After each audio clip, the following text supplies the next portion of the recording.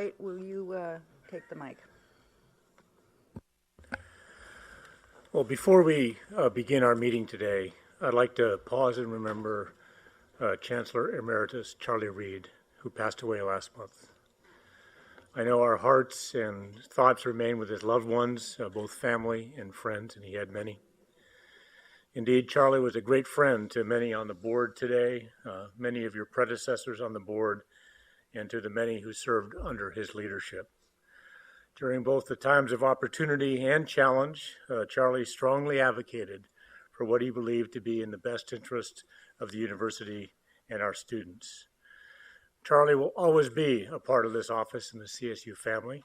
His legacy will live on through the million plus students who earned their degrees during his watch. Please join me in a moment of silence for Charlie Reid.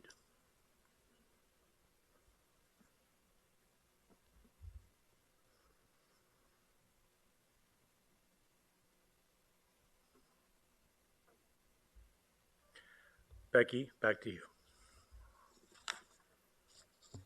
Thank you, Chancellor White. Thank you for those words of remembrance for a true champion of this great CSU system. At this time, Trustee Day, will you please convene the Committee on Collective Bargaining? Thank you, Chair Eisen. Good morning, everybody. I'd like to call the Committee on Collective Bargaining to order. The first item on today's agenda is the approval of the minutes from the November 2016 meeting. Is there any objection to the approval of the minutes? If there are no corrections, if I see no objections, then the minutes are deemed approved. We have one action item on today's discussion agenda seeking committee approval, and we will also hear from public comments before taking action. Item 1 is the adoption of initial proposals for a successor collective bargaining agreement with bargaining units 2, 5, 7, 9 of the California State University Employees Union. SEIU Local 2579 will be presented by Interim Vice Chancellor Andy Jones. Andy? Thank you, Chair Day. Bargaining Unit 2, Healthcare Support, Unit 5, Operations Support, Unit 7, Administrative Support, and Unit 9, Technical Support, collectively make up over 16,000 staff employees represented by the California State University Employees Union, or CSU-EU. The current collective bargaining agreement with CSU-EU is due to expire on June 30 of this year. CSU and the CSU-EU have exchanged initial proposals, and there should be no surprise that salary and benefits will be part of what is open for discussion. But before I go into detail of what CSU is proposing, let me first acknowledge in this public setting the tremendous contributions of our staff employees in making the CSU the outstanding institution that it is. Day in and day out, CSU-EU members provide mission-critical services and support without which the campuses would struggle to function. And I'm pleased to report that in the last 3 years, there has been a sustained growth for CSU-EU, with over 840 full-time equivalent positions having been added to the 4 bargaining units over that time. For many of the positions that we post, there is no shortage of qualified applicants, but it is a matter of continuing concern to us that there are a significant number of classifications for which campuses are finding it difficult to recruit and retain employees. Part of the problem is geographical. Some parts of the state just have very different market conditions than others. Part of it is that we are competing in some areas, such as information technology, for individuals with highly desirable skill sets and qualifications. And part of it is attributed to the way that we classify and compensate our employees. And while we cannot control external market forces, we can and should control our own classification and compensation procedures so that they augment rather than hinder our abilities to recruit and retain qualified employees. I'm also pleased to report that over the last 3 years, CSU will have provided a total of 10% in general salary increases to all CSU-EU employees. In addition to those general increases, campus presidents have invested substantially in the in-range progression procedure, which is a process that allows both employees and managers to request that an individual's salary be increased by a minimum of 3%. But while we can take some considerable satisfaction from the progress that we have made on salaries over the last 3 years, it would be naive not to acknowledge the ever-present shadow of fiscal uncertainty that hangs not only over our own budget process, but over the state of California generally.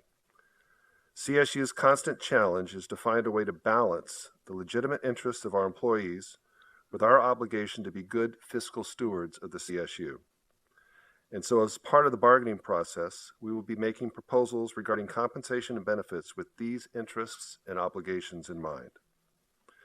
The CSU will also make proposals intended to increase operational efficiency in the way employees are appointed, how they are classified, how their performance is reviewed, and how they are assigned their duties and work schedules. Where existing contract language is considered confusing or ambiguous, we will propose language aimed at making the agreement more coherent and accessible for administrators and employees alike. Collective bargaining in the CSU is a complicated process, and this round of bargaining will be no different. But history tells us that we invariably find a commonality of interest that leads us to a negotiated agreement, and I sincerely hope that several months from now, we will be back here requesting that the board ratify the end product of our mutual efforts. Chair Day, staff recommends adoption of the initial proposals, and that concludes my presentation. Thank you, Andy, for your report. We will now hear public comment from those who have signed up to address the board. I'd like to remind the speakers you each have 3 minutes. I'll call a few names if you can please come forward to the microphone. Pat Gant, Neil Jacklin, Loretta Savastasi, Rocky Sanchez. And you can speak in any order. Good morning. My name is Pat Gant, president of California State University Employees Union, and thank you for the opportunity to speak to the Collective Bargaining Committee. As Vice Chancellor Jones has alluded to, we once again start the bargaining process for a full contract. We are appreciative of the remarks and the progress that we have made over the last 3 years, but there's much more work to do. There's much more work to do, and what is missing in the discussion so far is the fact that the CSUEU has noticed the Chancellor's Office our intention to reopen 14 articles of a 29-article contract, and the university has noticed us that they intend to open 21. 2/3 of a full contract will be on the table at some point or another. Hopefully we can reach an agreement before the expiration of the contract, June 30th this year. So we will bargain hard to get an agreement. The best measure of our relationship is our ability to reach an agreement and resolve our differences at the bargaining table and move forward. We want to focus on a uniform system-wide approach to how our contract is implemented and interpreted, and also look at the impacts on our employees. While Vice Chancellor Jones has spoken about possibly some problems with retention and recruitment, he also failed to acknowledge that the campuses have full control to appoint employees at any point in the salary range. And the last data I have on almost all of our classifications is that only probably less than 1% of anyone in our bargaining units is at the top of the salary range. So the fact that you cannot recruit people into our positions is a decision that is made at the Chancellor's Office. It is not a problem with our salary range, even though our salary structure is flawed. It's flawed because of the compensation practices and philosophy of the university, where it does not provide predictable, modest, ongoing salary increases to the staff that work hard to complete the mission. We look forward to bargaining and resolving these issues at the bargaining table and in a full contract. Thank you for the opportunity. Thank you. Next speaker, please.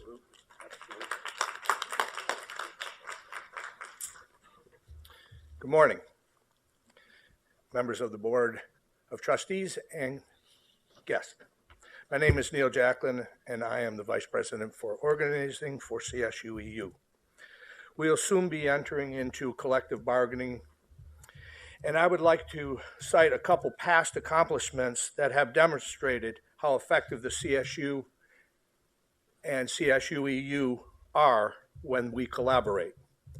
In 2011 and 12, we were looking at another year of cuts to the CSU. but instead we worked together and helped pass Proposition 30. And most recently, when working together with faculty, students, and others, we were able to help pass Proposition 55, which has secured 12 more years of funding for K through 12 and the community colleges, which in turn will free up more funding for the CSU. I would like to think that our collaboration on these two propositions have demonstrated our commitment to working together to preserve the CSU and our commitment to our students. I would like to believe that we will continue this tradition of collaborating during this collective bargaining session and arrive at a contract that is fair and reasonable to both parties. Thank you. Thank you. Next speaker, please.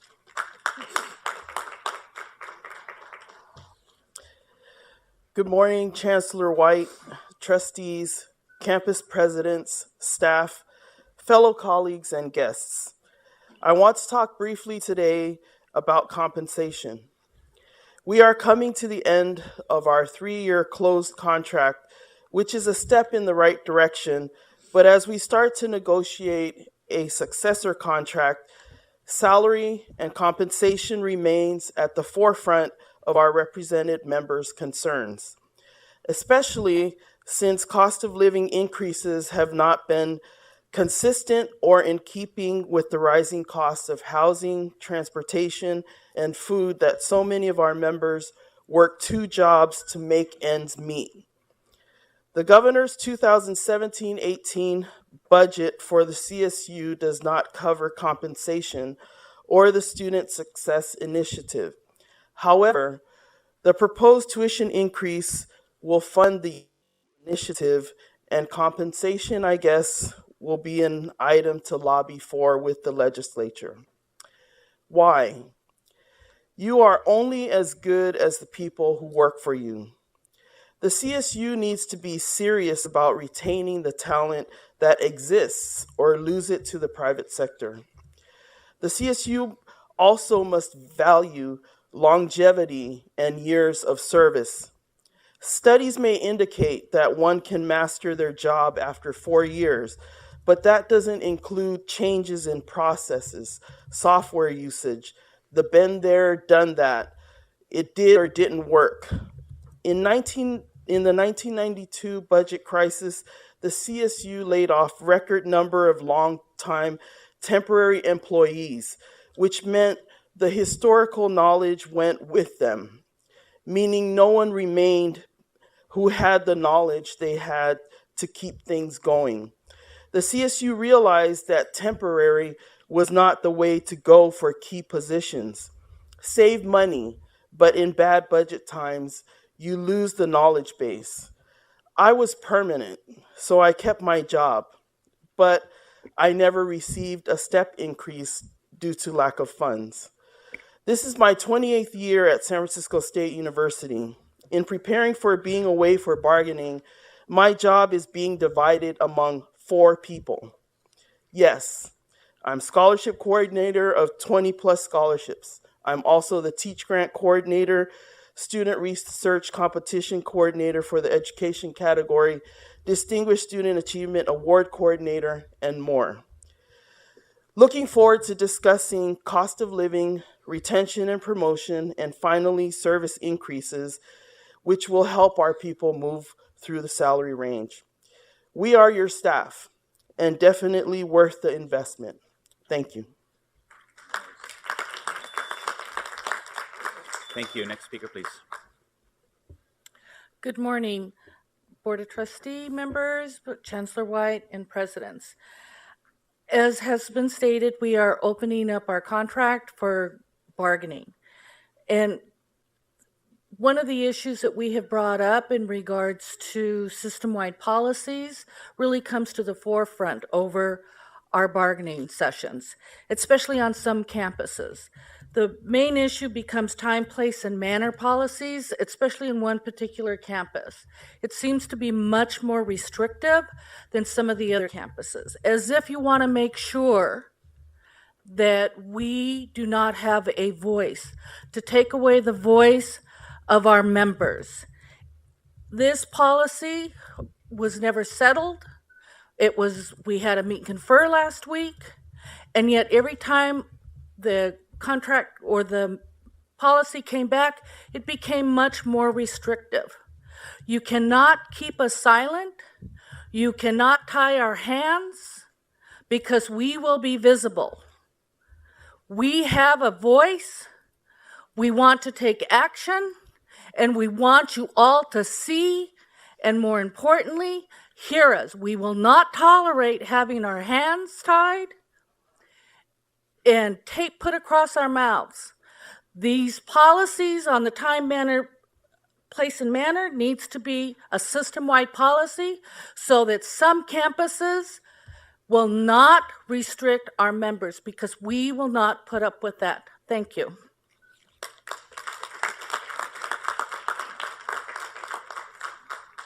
Thank you. Next speaker, Rocky Sanchez, Tessie Reese, Carolyn Duckett, Mike Chavez, and Ricardo Uch. I'm Tessie Reese. I'm the Unit 2 Chair, and I hail from San Diego State. To follow up with our VP for Rep, Rocky Sanchez, on time, place, and manner, we spent 2 days at Stanislaus campus last week on time, place, and manner. As we go into bargaining, one of the most important avenues that we have for our 16,000 folks that we represent is our voices, our abilities on our campuses to have rallies, spontaneous rallies, time to get together to talk about the issues, and it helps with bargaining. If we can't have our voices heard on the campuses that we end up going to bargain, then we're just silenced. And that is not what we are about. That's not what the CSU is about. We're about staff, faculty, students, administrators, and everyone who's on those campuses to have a voice. We'd like to be able to go into bargaining and perhaps maybe even go to Stanislaus and have the ability to speak to our folks, to students, staff, visitors, and anyone who's on the campuses, to be able to hear our protests, our rallies, our voices, ideas, agendas, and things that are important to all of us. So I'm hoping that we can, at some point, come up with an agreement on time, place, and manner, and as well as possibly even do a system-wide policy, because if we have system-wide policies, it helps everyone. It saves money, it saves time, and everyone is on the same page. So I do look forward to bargaining, and I hope that we do, on the campuses that we do go to, including the Chancellor's office, have the ability to not be silenced and have the right to hear our voices. Thank you.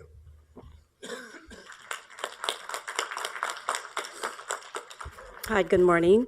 My name is Carolyn Duckett. I am an employee here at the CO, Chancellor's Office. I am the chair of Bargaining Unit 7 and the chief steward of this union in this building here.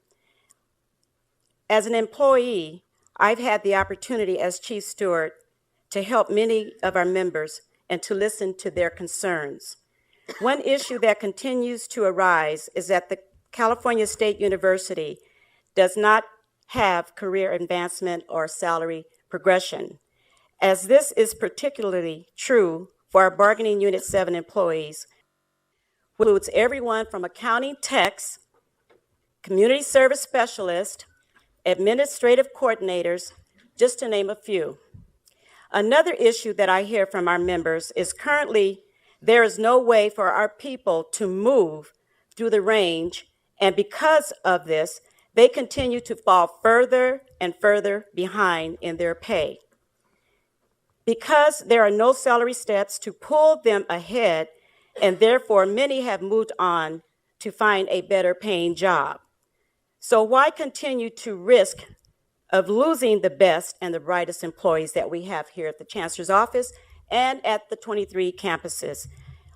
We are proud to be an employee of the CSU. So we are asking that you consider bringing back our salary steps as well as to keep our brightest and best employees. Thank you.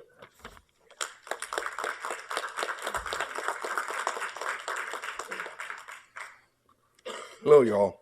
My name is Michael Chavez. I'm the chair of the Unit 5 for CSU EU, and I'd like to talk about a few words that come to mind. Integrity, good faith, trust, and accountability. I believe these are core values that are for successful collaborative meetings with the CSU.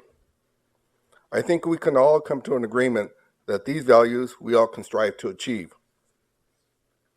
Unfortunately, I regret CSU San Marcos is a problem. In December 2013, a ULP settlement agreement was signed to bring all the custodial jobs back in-house by the end of 2018 for a total of 5 years. Midway through this time frame, we, the CSUEU, have been bringing you forward our concerns about San Marcos not being able to meet its obligations because the San Marcos only at that time only had 4 employees hired. San Marcos has already identified 27 that need to be hired for this transition. Multiple times I spoke on this issue at this venue. I was sounding an alarm for over 2 years that this wasn't being heard. These issues were brought up at the campus level, and their response at that time was that, don't worry, the campus will meet its obligations. As chair of Unit 5, I have not officially been informed from either the San Marcos officials nor the Chancellor's office about this dilemma of not being able to meet their obligations. I know the reps from the Chancellor's office has contacted our CSUE reps. I feel it is a lack of respect for this chair to hear it secondhand. I, along with my vice chair, Sergio Roldan from San Bernardino, has taken the time in good faith to attend these quarterly meetings to facilitate a smooth custodial transition. We have spent many days away from our families to attend these meetings. We have spent many union funds to attend these meetings. We have spent many days away from our jobs, from our campuses at Stanislaus and San Bernardino to attend these meetings. Where are we at now? Only 5 employees have been hired, as I am aware of.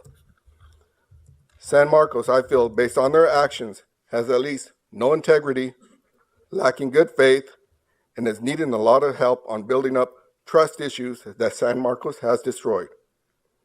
We, the CSUEU, are demanding from San Marcos and the Chancellor's office a full accountability of what the hell happened here.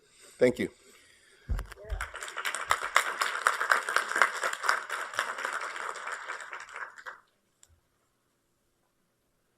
Good morning. My name is Ricardo Uc, Statewide Vice Chair, Bargaining Unit 9. I was at CSU Stanislaus last week to meet and confer over the time, place, and manner, a campus policy aimed at hindering our protected freedoms granted by the U.S. Constitution. There is a discipline portion and an approval portion that contains language to withhold or withdraw, but there's no appeal process, any kind of action. I also did not care for the solicitation portion of this policy. As a solicitation portion, one of the things that I did at my campus, and I'm sure many others have done it at other campuses, I collected toys for tots. That means I went out and solicited different buildings, different people. I worked with the people where I could put my boxes to collect. This would prohibit me and hinder my efforts. I was very successful. I made 4 trips to the Salvation Army to deliver the unwrapped toys that I had collected, thanks to the graciousness of my colleagues. Protests have been an integral part of America from the beginning. Remember that whole tea thing in Boston? That was a protest. The act of signing the Declaration of Independence, a protest. The United States was built on protests. To quote former President Barack Obama yesterday, citizens exercising their constitutional rights to assemble, organize, and have their voices heard by their elected officials is exactly what we expect to see American values at stake. Expect to see more protests due to our new president and the new cabinet. You've seen the Women's March. That was very successful. That's what I mean. there's going to be a lot more protests. Our represented employees acknowledge that we are support staff, meaning we support the mission of the campus, we support faculty in their respective mission, and we support student goals. Our purpose is not to disrupt the daily activities of the campuses. We are proud employees. I view this policy as a hindrance to our collective bargaining agreement. This is our mutual agreement. The Chancellor's bargaining team and our CSUEU bargaining team met and carved this valuable document.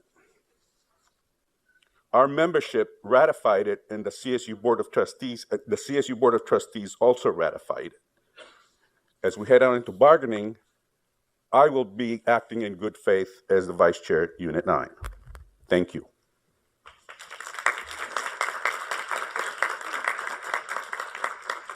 Okay, thank you all speakers for your comments. I don't believe there are any more. If I have missed anyone, please let me know. With that, we will move on. Board members or committee members, any questions or comments? Okay, seeing none, the committee will now take action on this item. The adoption of initial proposals for a successor collective bargaining agreement with bargaining units 2, 5, 7, 9, the California State University Employees Union, SAU Local 2579, is an action item before the Committee on Collective Bargaining. Only committee members may vote at this time. May I have a motion? Move it. Second. I have a motion and a second. Is there any discussion on the motion? Seeing none, all those committee members, please vote. All those in favor say aye. Aye. Any opposed? Okay, the motion passes and the adoption of the initial proposals are approved. Chair Eisen, that concludes the business of the Committee on Collective Bargaining. Thank you, Trustee Day. Trustee Taylor, will you now convene the Committee on Finance? Thank you, Chair Eisen. Will the Committee on Finance please come to order? Before we begin, Chair Eisen, if you don't mind, I'd like to remind the members of the board, last week, myself, Chair Eisen and Vice Chair Day, sent you a copy of a report recently issued by the College Futures Foundation entitled Securing the Public Trust. This was just released in the last year or last week or so. The report provides an analysis of higher education in California, particularly focusing on finance issues, and highlights the importance of strengthening the partnership between California's public higher education institutions and our state lawmakers. I highly recommend it to you if you hadn't had a chance to look at it. It's posted to the website higheredfinance.org. It's well worth looking through, and there are a number of recommendations in here I think that we'll pursue here at the CSU in the coming months and years. Next, as you probably noticed, members, we're a little light today. We have 5 members who are up in Sacramento for their confirmation hearings. And so usually we have 7 members on the Committee of Finance. 3 of them actually are in Sacramento. So we have a bare quorum. So there are only 4 of us here from the committee. So I guess that means for the next hour and a half, nobody in finance gets a hall pass to go outside. We'll start the Committee on Finance with a public comment for those who have signed up to address agenda items coming before the committee today. Each speaker will have 2 minutes. I would like to call them together in groups, 3 groups, and I would remind people to please introduce yourself and speak directly into the microphone so we can make sure to hear you. So group 1 will be Elizabeth Cabral, John Walsh, Jose Guevara, and Dulce Lopez. Will the 4 of you please come up and in any order introduce yourself and take your 2 minutes to address the committee.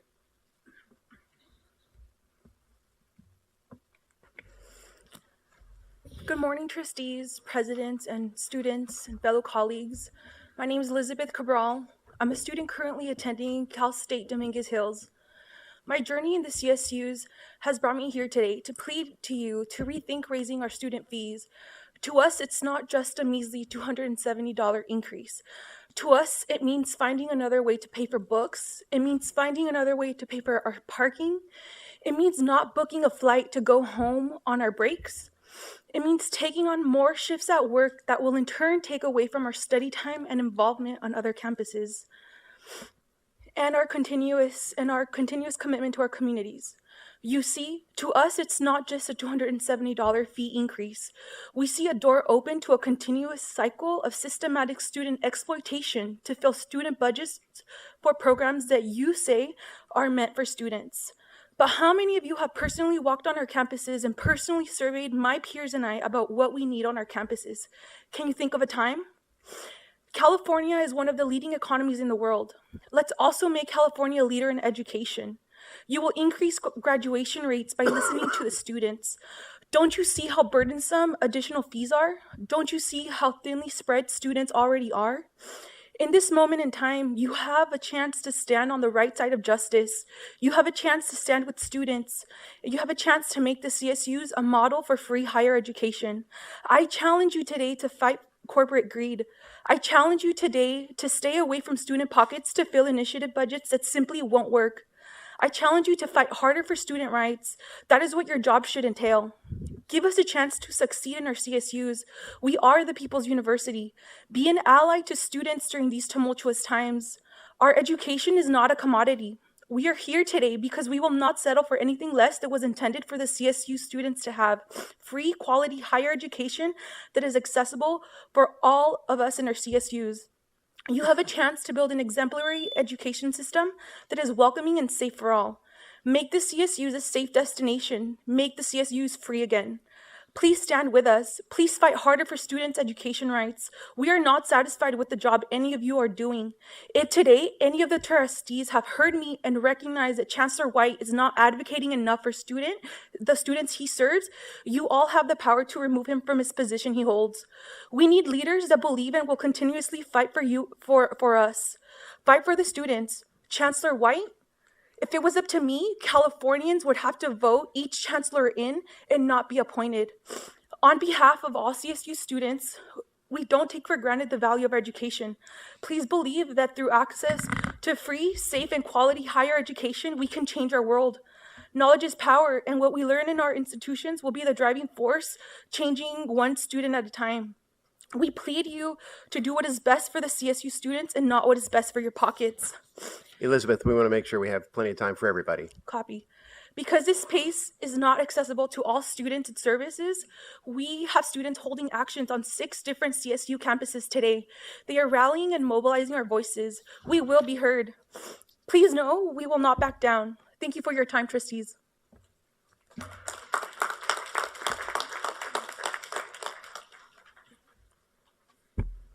Hi, my name is John Walsh. I'm a graduate student at Cal State San Marcos and also a member of the Students for Quality Education. I want to first take the time to thank all of you for listening to the voices of the people that are affected by the decisions you make in this room. I come here as a representative of the students, but also of a generation that's been forced to carry a burden like no other generation before us. Student debt is now at over $1 trillion in this country, and we are the ones paying it. And we get here. People that sit in this room and rooms like it around this country realized at some point that it'd be easier to just raise the debt, 2% here, 5% there on the students, and, they wouldn't meet resistance. And although they have, we've told you what this does to our lives. We've resisted and protested, yet the debt still goes up. Government funding is now 41% less than it was in 1985, yet tuition's gone up over 900%. How does that make sense? How is that a system that can sustain itself without getting an entire generation into a situation where they can't get themselves out? This means we work. 3 out of 4 California State University students work over 20 hours a week while going to school. That's not quality education. That is not what the CSU is about.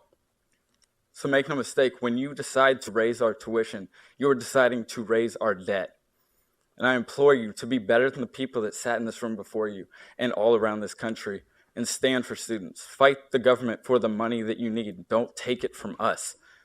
Because if you do, you continue down this road, then you're complicit in condemning an entire generation to live not in the pursuit of happiness, but in the pursuit of debt relief. Thank you.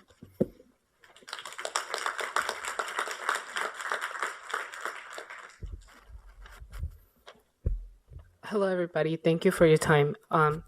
My name is Jose Guevara. I'm a 22-year-old first-generation undocumented student from Cal State LA. I'm also a 3-time cancer survivor and a gay male. I share these identities with you so you can understand what lenses I view life through. I stand before you to ask that you reconsider this detrimental tuition increase that has come up in this year's funding. But most importantly, to ask that you publicly address undocumented and Middle Eastern students and let them know that they are safe in the CSU. Mr. White saying that that the CSU will not help ICE is not Mr. White coming forward that the CSU will ensure that every student has legal protection and that you will do everything in your power to make it happen. As an undocumented student, our community has fought tooth and nail to get any support or even be recognized as humans. I have faced xenophobia, I have faced homophobia, and I have seen my people's history erased completely from history books. I have forced my identities other than my cancer into the center of the conversation. When I know in my heart I'm a big inconvenience to the mainstream ideologies. Because I have learned it is easier to help a person that is dying of cancer than a fag or an illegal alien. I've been called both. I'm sure those words made you uncomfortable, but guess what? You will be uncomfortable. Because conformity and mediocrity both come from accepting xenophobia that is dressed as freedom of speech. I'm looking at Young Americans for Freedom. As a norm, no matter how hateful it is not enough for you to say that you are in solidarity with my struggles. If you're not willing to stand next to me when I'm afraid, I can't use your solidarity to defend myself. I can't use your solidarity to walk into class knowing damn well that ICE has a full go and can come into campus at any moment. Your thoughts and prayers won't defend my personal information from the federal government. You won't even use the word sanctuary because it makes you fearful of retaliation. What kind of message does that send to your students? You are in California. Our state and cities are willing to take the fight in the name of the undocumented community, but most importantly, in the name of what California stands for. So I ask, why won't you? I should not have to sit through meetings trying to find another way to sell you sanctuary campuses. I am not a businessman. I am a student. When my Muslim brothers and sisters are under attack by the new administration and the largest public university in the United States stays silent, I hear it. Your silence, thankfully, is an echo. I praise leadership at the University of Michigan, and this morning I praise leadership at Cal State University for sending a message of support to its students, but it raises concern to where do you stand? I'm asking you to please think about the 11% of undocumented students who are at Cal State LA. I'm asking you to please do what's right and protect us. I'm asking you to send some kindness to my friends at Sacramento State who worry about acting America when ICE is present on campus. I'm asking you to send a clear message that xenophobia is not who we are and it will not be who we will be. Please don't help normalize it. I'm asking you for once in my life to give me a seat at the table. I'm asking you politely to see me as a human. But should you fail to see this in your heart, I will be the biggest inconvenience you have ever faced. The undocumented community is resilient. And believe me when I tell you, we will go to class. We will expand our knowledge. We will get an education. But we will also call your office. We will write to you, and we will shame you into protecting us if we have to. Lastly, let me remind you, I fought cancer 3 times, and I stand before you. You should know that I am not good at losing. And my classmates who fought alongside of me, who are here today with me, aren't either.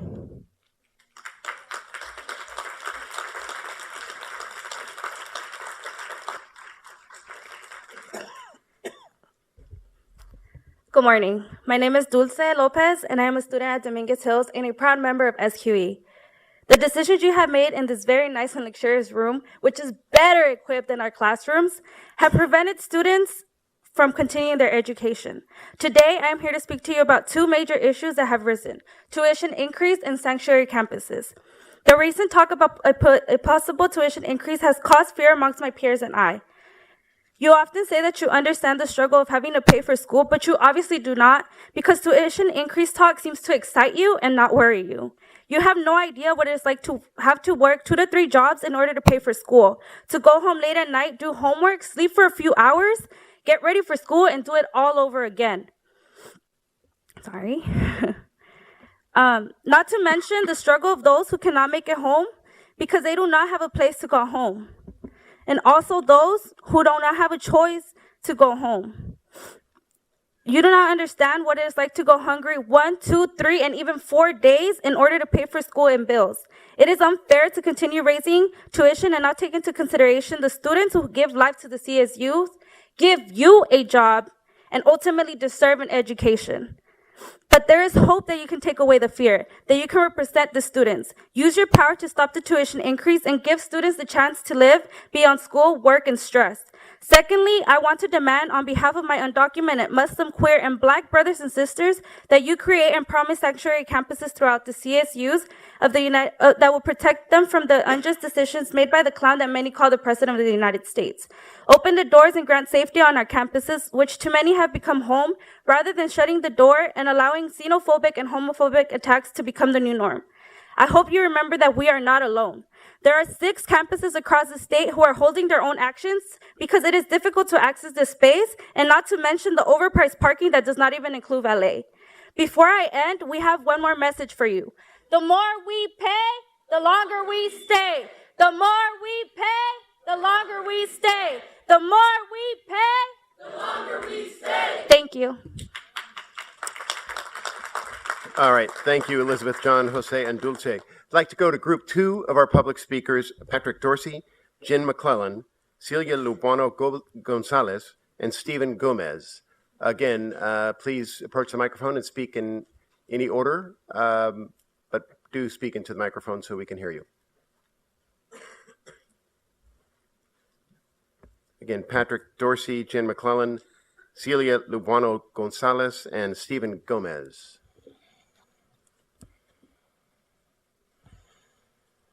Good morning. Morning. My name is Patrick Dorsey, and I am the Associated Students Incorporated President at Sacramento State.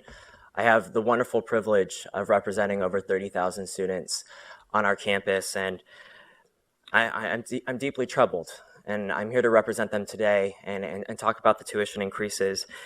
To begin, I do acknowledge that state revenues are lower than expected, and that there are many items in the budget that require funding. I understand that California's funding is large and complex, and the competition is great. But ASI, the California State Student Association, the students that are here today, we want to share our stories. We want to share them here. We want to share them in the state capitol, because we know that an education in the CSU has the ability to change our lives and to change our future. I recognize that California continues to have one of the lowest costs of education in the nation, but the impact that CSU graduates have on the California workforce is too significant to want to increase that tuition. California is supposed to lead the nation, not follow other states as they continue to divest. Our graduates are the workforce. We are the leaders, the innovators, the entrepreneurs. We are the organizers. We are committed to speaking out against the increasing debt on our students that are faced with when they take out additional loans. RSI has passed a resolution on our campus opposing the tuition increases, and our faculty senate also created a resolution affirmation of that resolution. Just prior to the semester break, myself and a fellow board member, Mia Kajianis, who's also the vice president of finance for CSSA, we had a forum to educate our students about the potential tuition increases, and we were lucky enough to have our president, Robert S. Nelson, stand beside us and educate our students about what may happen. And what we found is that many students were deeply concerned and upset. And in fact, over the next couple weeks, we collected over thousands of signatures from students who are worried about what this will mean for their future. They are opposed because they are struggling. They're having trouble affording their education. Sacramento State is the 7th most diverse university west of the Mississippi. Those are underserved communities, people of color, people who come from low socioeconomic status. Those are people who are struggling. Already on our campus, I have run into so many homeless students, people who are faced with homelessness and insecurity, and our case manager is working with over 250 students, 250, and cannot take any more on, who are struggling with affordability, finding a place to stay at night as they try to achieve their education. We must oppose the tuition increases. We must emphasize to our legislators and the governor that their investment in education and their investment in us is an investment in California. Thank you. Thank you.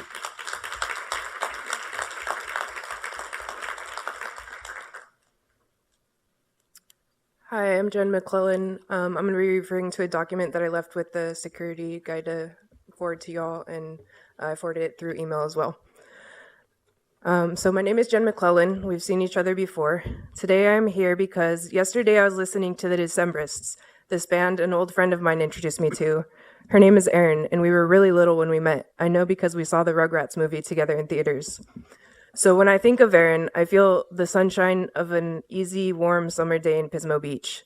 I smell salt and eucalyptus because we used to climb up to the highest branches at the peak of the dunes and look out at the horizon as the earth spun away from us and the sunset.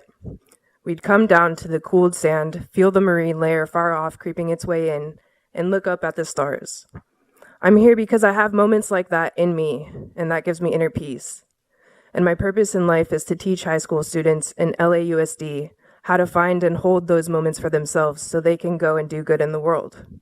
I'm here because I think this life I'm living is the most beautiful thing, and what y'all are doing economically is ugly. It's single-minded, conniving, and all-around destructive. And I know you think you're doing the best you can, but that's where you're wrong. On behalf of the entire nation, because what goes on in California sets precedent for a whole lot of other places. On behalf of your fellow U.S. citizens, I'm asking you to have some humility. Start from the assumption you know nothing. Just think of it as an exercise. That way you can really open yourself up to some collaboration. That way you can really hear some ideas that can help us. I've brought this roadmap for free education, which I implore you to read because it outlines the routes that can be taken to start the debate on this issue and help politicians and chancellors make the right decisions concerning higher education. The report argues that higher education could be funded by collective public investment through progressive taxation, with an increase on tax of the richest in society. It has some ideas you can take seriously about removing the cost burden from students, the government, and the taxpayer. 30 more seconds. Forcing debt onto students as a way of funding universities is a failed experiment, and a public trust in higher education funding now urgently needs to be rebuilt. I'm asking you to phase out tuition fees and restore public funding to universities. I can speak on behalf of my fellow students who are taking on debt. We need a systemic change. We can learn from other countries how to pull ourselves out of this mess, but pull ourselves out of this mess we must. It is perhaps a daunting thought that we be catalysts for change, but this is what needs to be happening if we are to see our educational system succeed. Thank you. Are Celia Lubano Gonzalez or Stephen Gomez here? Okay, if not, then we'll go to our third and final group of public speakers, Jordan Harville, Jennifer Egan, and Antonio Gallo. Again, please approach the microphone and speak in whatever order is convenient for all of you. Jordan, Jennifer, and Antonio. Is Jordan here? I don't want to cut in front of Jordan. Okay. Hi, my name is Jennifer Egan. I'm the president of the California Faculty Association. A little over 2 weeks ago, we released a report entitled Equity Interrupted: How California is Cheating Its Future, which we have provided for you today. That report tells the story of the systemic and steady defunding of the CSU over the past 30 years and the real consequences for current CSU students. It shouldn't be surprising to anyone in this room that we found that public funding for the CSU decreased as CSU students became more diverse. And by that, we mean more students of color, more students whose parents did not attend college, and more students who must work their way through college. The findings in our paper are deeply troubling. Although the country has changed for the worse since we were all last together, California has, in many respects, changed for the better. We have an opportunity to change this conversation right now. We have an opportunity to proclaim that the CSU is a public good whose cost needs to be shared so that our state can be stronger for the future. Let us seize upon it. We need your strongest and fiercest advocacy on behalf of students right now. Voting for a student fee increase doesn't fit that bill. If you pass the student fee increase, you will be capitulating to the same tired narrative that the master plan is dead and that this is the new normal. We know that there is nothing normal about the times we're living in now. The more we repeat in the chancellor's office, on the campuses, and in the Capitol that restoring the master plan is impossible, the more we create that self-fulfilling prophecy. We normalize that which is not normal. If you vote in March to raise student fees, we let our representatives in Sacramento off the hook. If you stand up for students vigorously and forcefully, our lobbying efforts prior to the May revise can be more powerful and more successful. Let us take them to task for ignoring the CSU and thinking that we can take more students with less money year after year. Those who cite financial aid as the solution, grants are laudable, but loans create a terrible burden for our students. I hope that we in the CSU community are not at all comfortable with our students taking on more debt. Raising student fees will inevitably create that outcome. Why would you create such high-risk future financial liability for our students who will become our future alumni? Loans are a mode of privatizing student fees and making them more expensive over time. They're bad for California's economy, bad for encouraging students to embark on careers in public service, and bad for creating able taxpayers who can support the CSU in the future. They're a bubble waiting to take down more than just the debt holders themselves. There is a common and deep misconception that between Cal and Pell Grants, all the truly needy students are taken care of. That is simply not true. Cal Grants are very helpful if you can get one, but not nearly everyone who qualifies is so lucky. Of all California students who qualified for Cal Grants but did not receive one, more than 160,000 could not put forth any financial resources towards their college education. More than 140,000 had family incomes below the federal poverty line, and more than 28,000 were single parents. And clearly, if all those grants were so magical, then in 2015, the nearly 42,000 CSU seniors who had student loans would not have carried collectively more than $750 million in debt when they graduated. CFA is ready to fight on behalf of our students. So let's honor and support our students by fighting hard for more funding for the CSU and holding the legislature and the governor accountable. Thank you.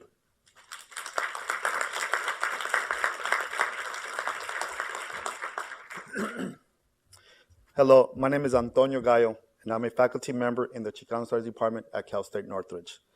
I'm here on behalf of my students and future students of CSU, asking you, imploring you not to raise the tuitions. Today's students are paying much more for their education than their counterparts did just a few decades ago. We currently spend almost $5,000 a year less on each of our CSU students compared to 1985. If we adjust 1985 dollars because of inflation, we find that in 1985, the state of California spent $11,607 for each CSU student. By 2015, that amount has dropped to $6,888 per student. And yet, you are asking our students to pay more. California is investing 41% less on students today than it did 30 years ago. And yet, you are asking our students to pay more. The CSU is a people's university. The master plan was to make higher education affordable. Access to education is fundamental to success. In 1985, the tuition and fees for CSU students were only $666 per year.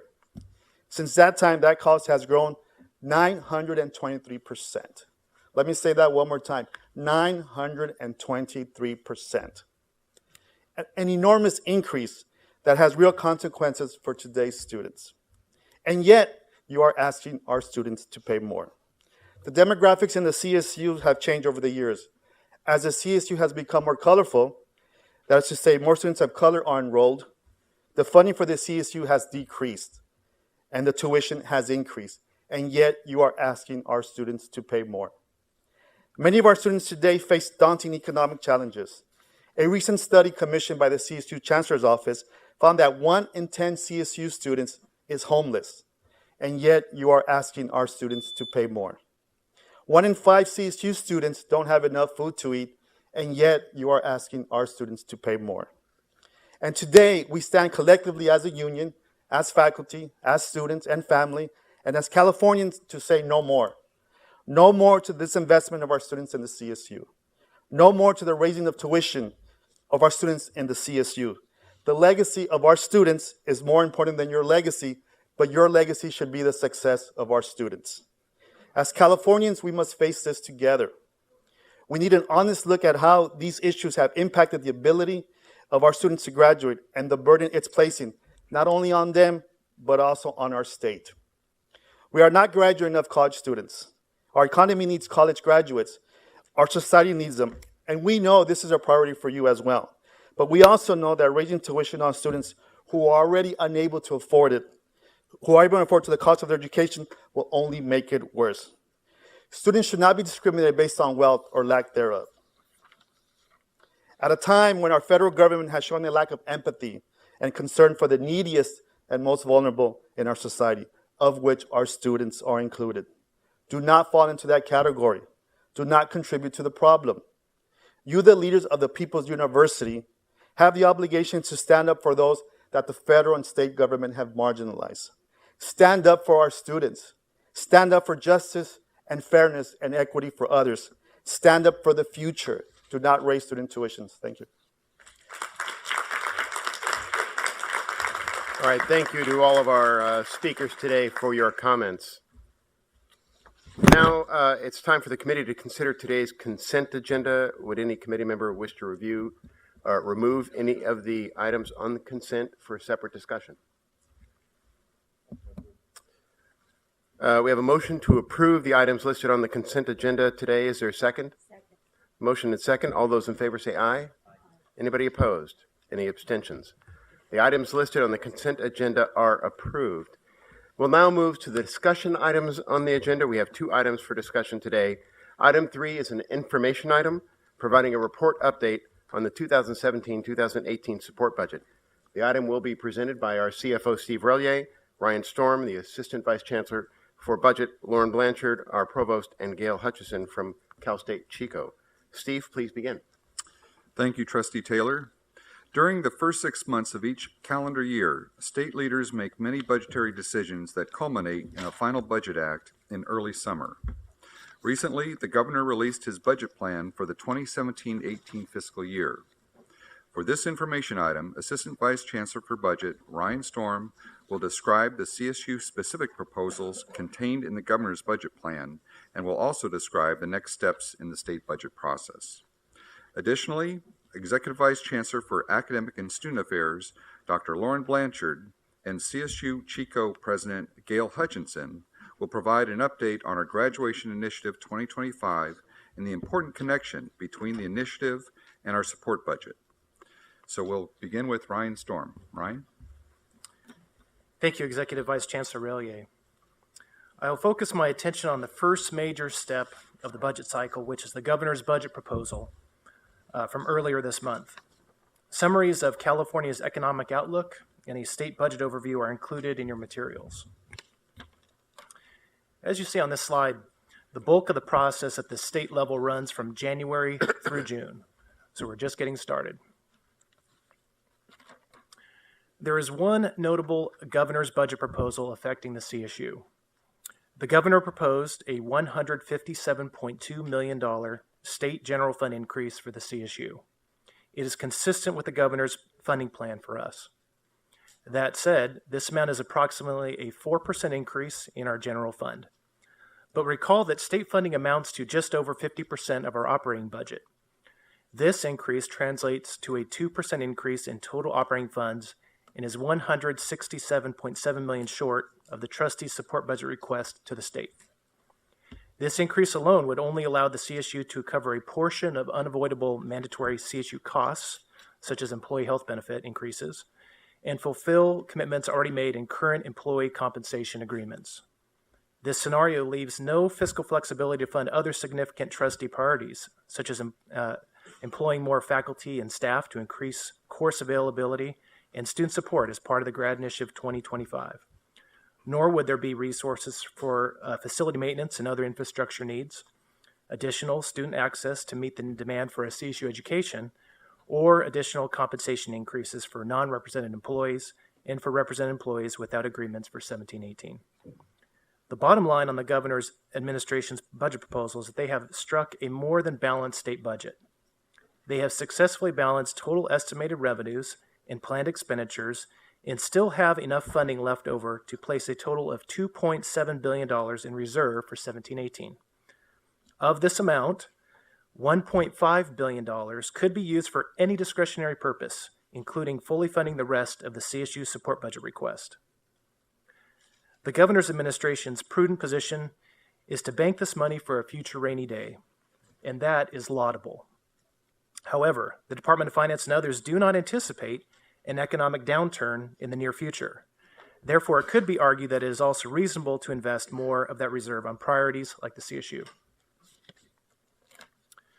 So there's a long way to go in the state budget process. The Legislative Analyst's Office will analyze the governor's budget proposal in more detail and issue reports between now and the end of February. Like the governor's budget proposal, the LAO's most likely state budget scenario for 17-18 indicates that there will be a multi-billion-dollar revenue surplus that could be placed in reserve or spent on state programs, including the CSU. When comparing the two, the LAO's revenue estimate is approximately $4.1 billion higher than the estimate prepared by the governor's administration. And that's a significant variance when you consider how close those estimates were in the years past. In prior years, and likely again this year, state budget debates had two parts. The first part of the debate will be determining which revenue estimate to assume, with the second part of the debate deciding how to spend or save those monies. You can see on the screen other key events in the coming months, such as Assembly and Senate budget hearings, the May revision, leadership negotiations, and ultimately final enactment of the budget by the end of June. Also during the coming months, CSU stakeholders in this room and around the state have many opportunities to motivate and persuade the state to provide more funding for the CSU. For example, the Chancellor's Office of Advocacy and State Relations, has strategically organized several events in Sacramento to advocate for additional state funding, including one last week. Other more traditional advocacy strategies are helpful, such as face-to-face meetings and written communications. Also, CSU stakeholders can utilize the power of technology and social media 24 hours a day, 7 days a week to reach out to state leaders. Posts, tweets, and other forms of communication are at hand around the clock, standing ready to pass along the good news of the work at the CSU. Our budget request reflects our priorities in serving the state. The cornerstone of those priorities is student success, specifically the work that is being done at the system level and by the 23 campuses to achieve the ambitious Graduation Initiative 2025 goals that are approved by the board. Dr. Lauren Blanchard will now speak briefly about the ongoing work around this initiative. Dr. Blanchard. Thank you so much, Ryan. Ongoing budget support for the CSU is critically important for our student success efforts. Delivering high-quality, affordable, and timely degree opportunities to all students really requires an unwavering commitment of support at multiple levels. And we must succeed. The stakes for our students and the state of California are too high to fail.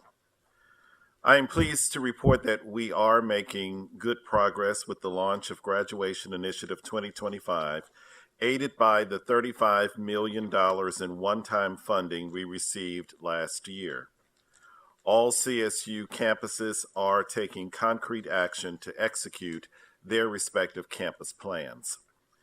One example is a focus on transfer students and first-time freshmen who are one term beyond expected graduation targets, meaning a transfer student on track to graduate in 2.5 years or a freshman on track to graduate in 4.5 years.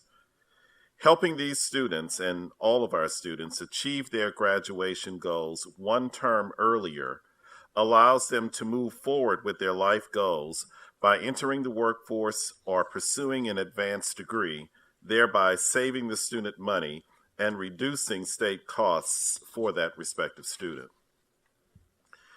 Campuses have also launched programs to better serve students who arrive academically underprepared or are undecided on their academic direction.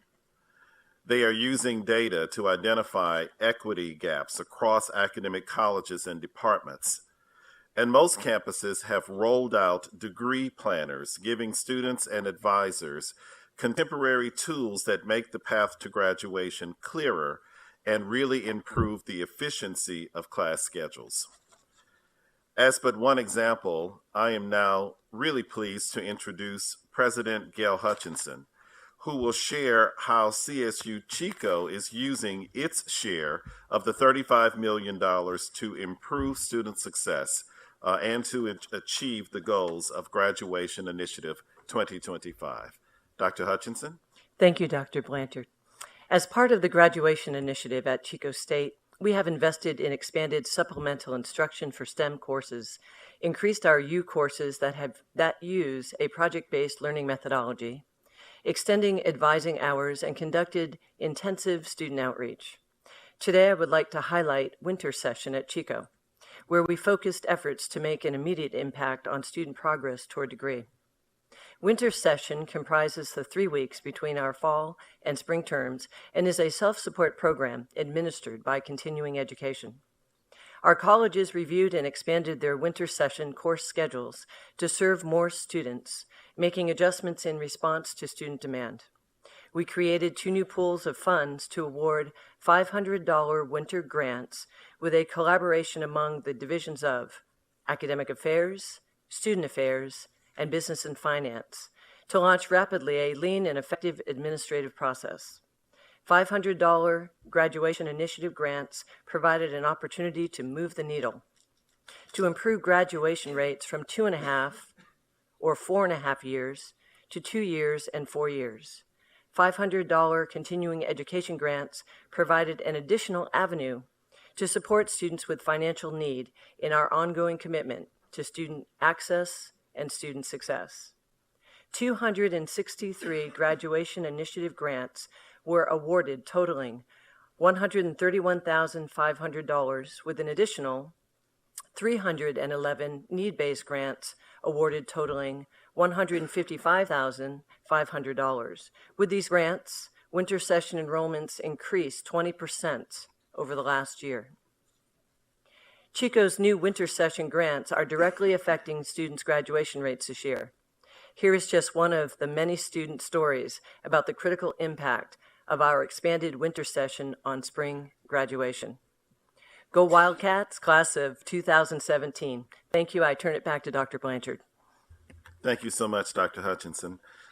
As you heard, our campuses are making meaningful progress toward the Graduation Initiative 2025 goals using the $35 million in one-time funding. Momentum is building, but this, as we all know, is not a one-and-done proposition. We need sustained funding to continue the efforts, to constantly innovate, refine and adopt promising practices, go deeper, and to reach broader.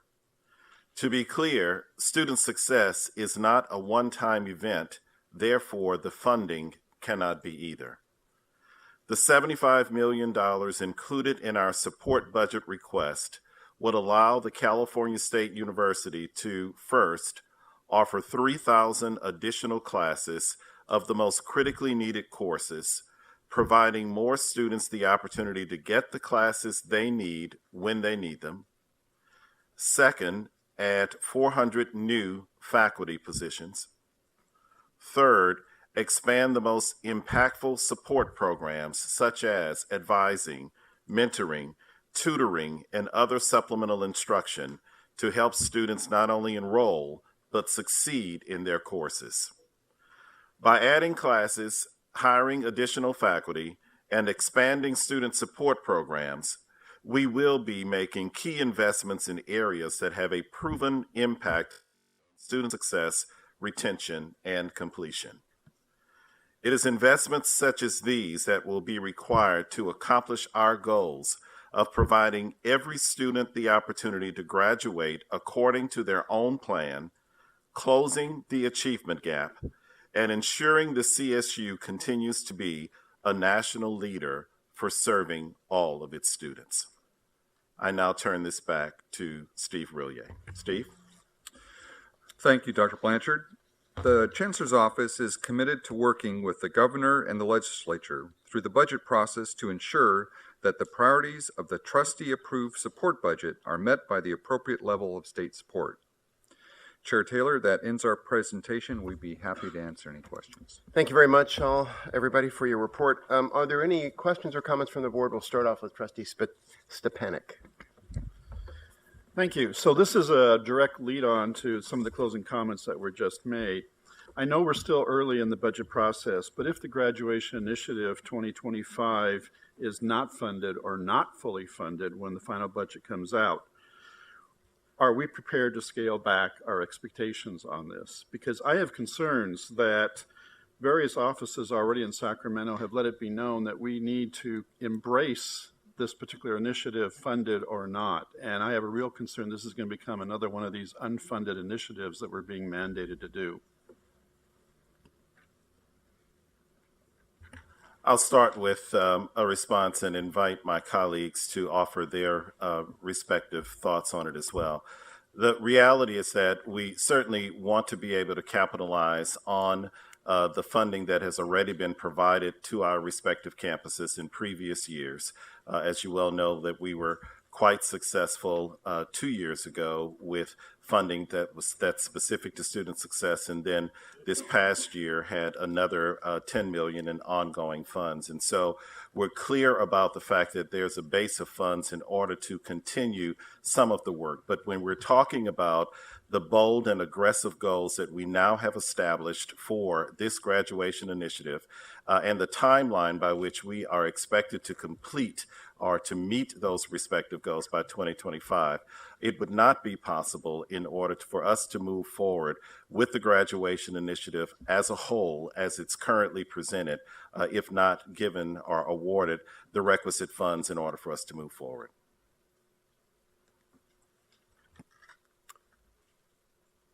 All right. Other questions from members of the committee on the 2017-18 support budget? I have Trustee Morales and Trustee Nyland. Well, I really think that the proposal by the administration to, provide 3,000 additional classes that are meaningful, 400 new faculty, and then the support services, I think, are very important and helpful to the students, to the systems, to the system, and also to the state of California. But I'm really troubled by me voting for, a fee increase. I think that it really should be put in the hands of the legislature. I think the mood of this country is also toward, they're talking about free college, which I don't know how that would be done, but I will say that I am troubled by a fee increase. I think it's the graduation goals we have set for ourselves, I think, are important. It's important to set goals, and I really going to commend the chancellor and the staff and the vice presidents for setting that goal, and I support all the hard work that is being taken by the presidents, the provosts, and the staffs, and the faculty to make that happen. But I am troubled by the idea that we should hike up tuition, and I realize that in the end it will mean less students being able to enroll in such a bargain and quality education, and how college education is so important to Californians and to every family and every Californian. But I am troubled by the way that the system is set up, and I know the system was not set up by those of us here, but I'm really troubled by it, and I realize that the CSU is a huge bargain. If I learned that to enroll the tuition for being a hairstylist is around $24,000 a year. I mean, that's ridiculously high. That's just a tuition. And the CSU is much, much lower, dramatically lower, and it's a bargain. But I am troubled by having us pass on while giving a pass, I think, at this time to the legislature. They should really, I think the presentations both made by the students and our own staff should continue to be made to the legislature. I'm troubled by having to raise tuition fees at this time. Great. Thank you, Trustee Morales. Trustee Nyland?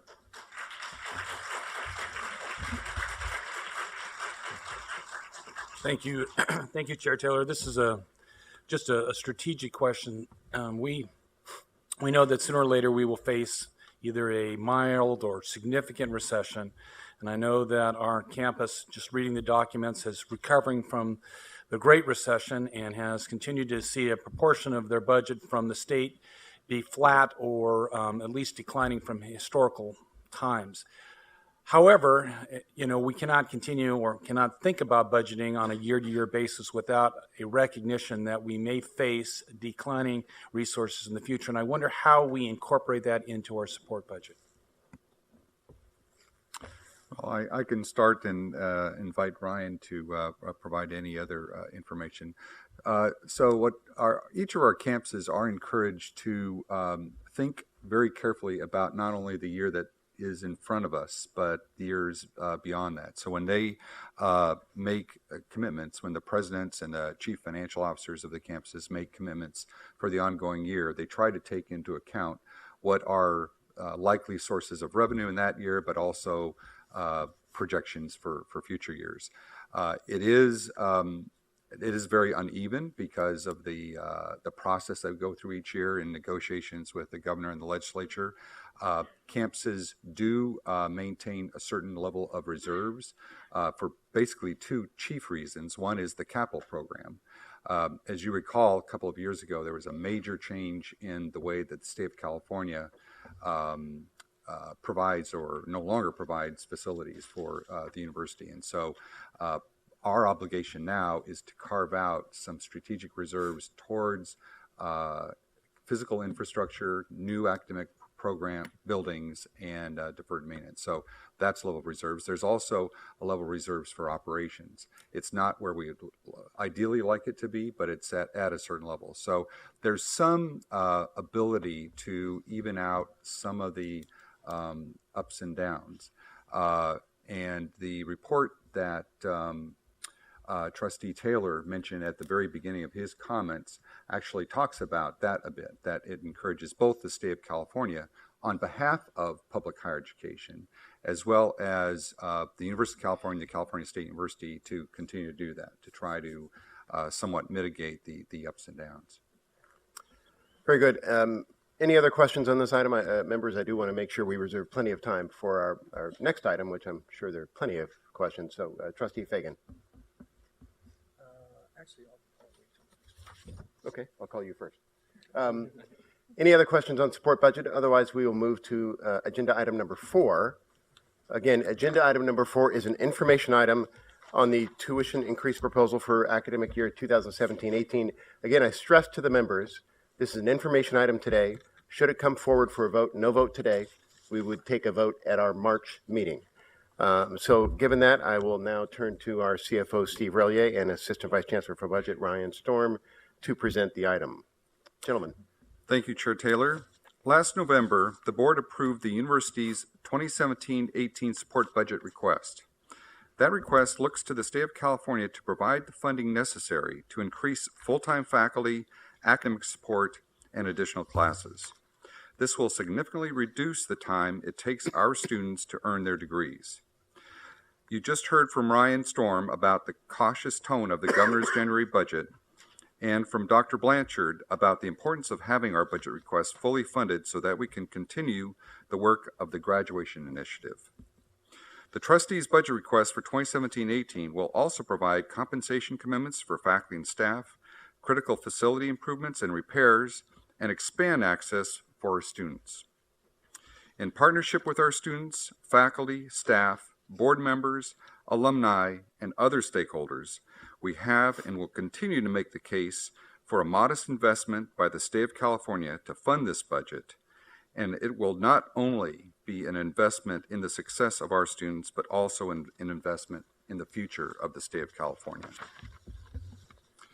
If our advocacy efforts do not end with the full funding of the CSU support budget request, and if we enter the 2017-18 budget year with just the $157 million proposed by the governor, there will be unfunded ongoing costs that the CSU must decide to not fund and therefore not do. We will need to look at the other revenue source available to us to support the various elements of this budget. For purposes of planning by the university, as well as students and their families, we feel it is prudent to keep the regrettable option of a modest tuition increase on the planning table this year. The first step in this process has been conversations with our student leaders about a possible tuition increase, and I want to thank our student leaders for the thoughtful questions that have helped shape our thinking. The class of 2020 is already on our campuses, and the class of 2025 will be here sooner than we think. Meeting the goals of the graduation initiative will ultimately shorten time to degree, saving students money, and that requires us to ensure we have the resources to fund the trustees' budget. We must offer more classes, which means hiring more faculty, and we must empower our faculty to make educational innovations. We will need to hire more advisors, and we must address students' basic needs that extend beyond the classroom. At the same time, we will ensure that our students and their families have enough advance notice to plan for the cost of college, and that low-income students who qualify for financial aid are not affected by any tuition increase.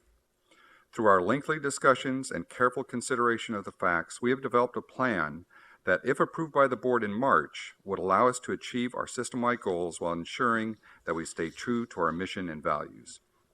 We are not asking the board to make a decision today, as Trustee Taylor has mentioned, but to consider the proposal recommended by the Office of the Chancellor. So with that, Ryan will walk us through the tuition increase proposal. Ryan? Thank you, Steve. On the screen is the roadmap for the rest of this discussion.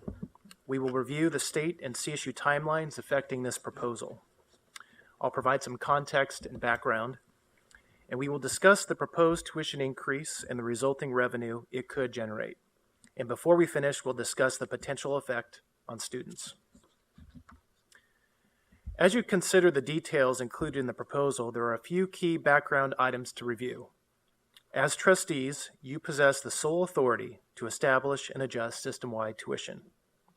The board has established tuition rates by student level: undergraduate, post-baccalaureate credential, graduate, and doctoral.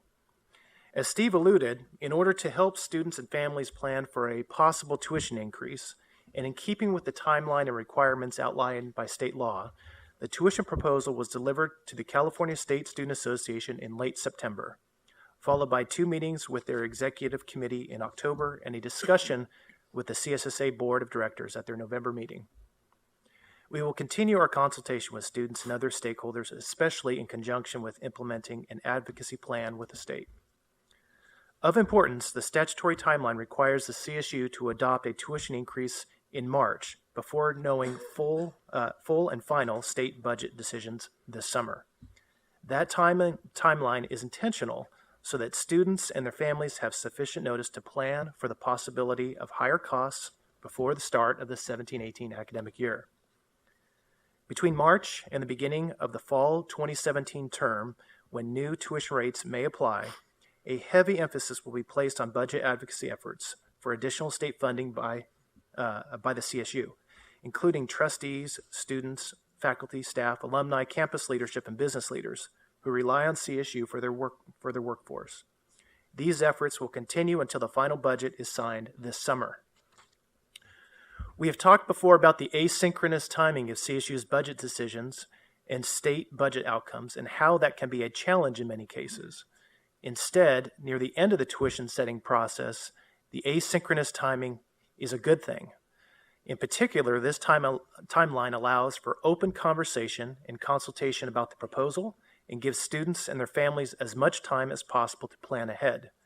Also, the board retains the final decision-making authority this summer to either sustain the decision made in March to raise tuition, or to, depending on the degree of success of our budget advocacy efforts, to decrease or eliminate it. So many years ago, the board established a fee policy to guide decision-making on tuition and fees, grounded in our mission to provide an accessible, affordable, quality education to the students of California. The tuition increase proposal responds to 4 key components of the fee policy. First, the board stresses the point that the state has an historic commitment to fund the master plan. Second, the board should consider changes to tuition based on the extent that the state is or is not meeting that commitment.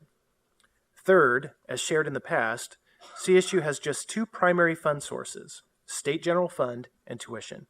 Especially over the last 30 years, both sources have been critically necessary to fund the university. Fourth, when considering a tuition increase, it is CSU's duty to consider the potential impact on students and ways to mitigate that impact.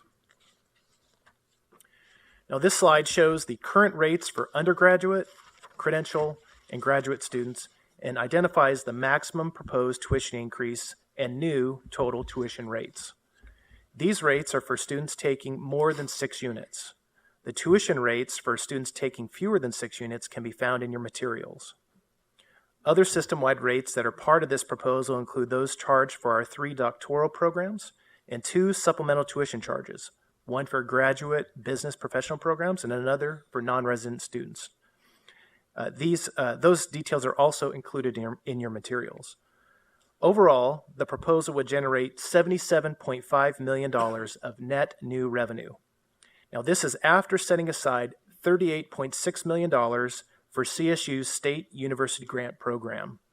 The new revenue will be used to offer more courses, enable students to earn their degrees more quickly, and will allow CSU to hire additional full-time faculty, academic and non-academic staff, and provide more academic resources.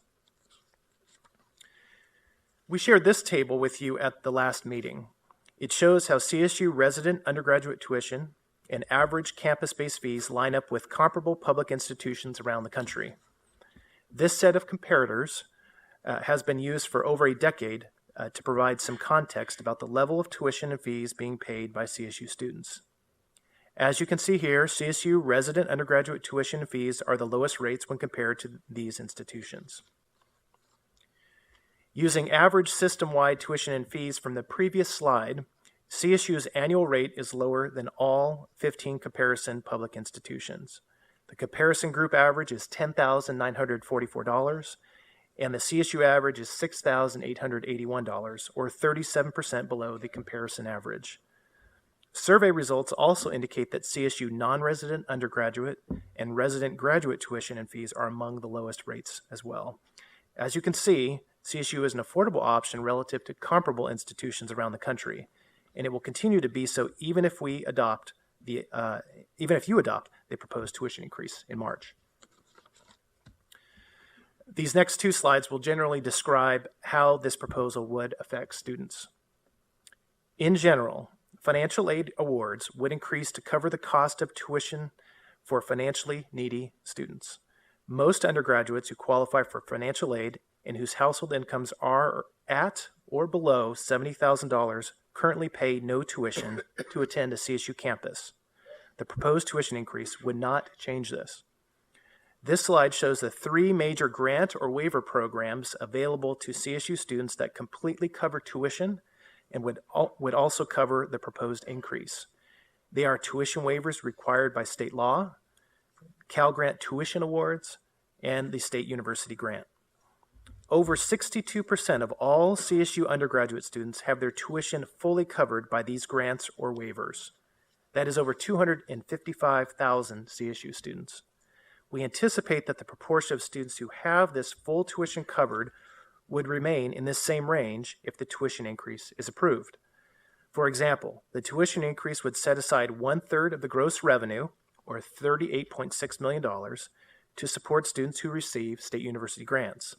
This increase would ensure that the same number of students who receive a full tuition award through the SUG program would continue to receive a full tuition award covering the $270 increase. In addition, many of these same students receive the federal Pell Grant, which helps cover other costs of attendance, like books, campus-based fees, and living expenses. Annually, CSU students collectively receive nearly $1 billion in Pell Grant funds. The proposed tuition increase would affect the remaining 39% of students and their families that do not have their tuition fully covered by financial aid programs. The proposal would have a full or partial out-of-pocket cost effect on them, increasing their net price to attend the CSU by $270 for the academic year. We encourage all CSU students to apply for financial aid each year.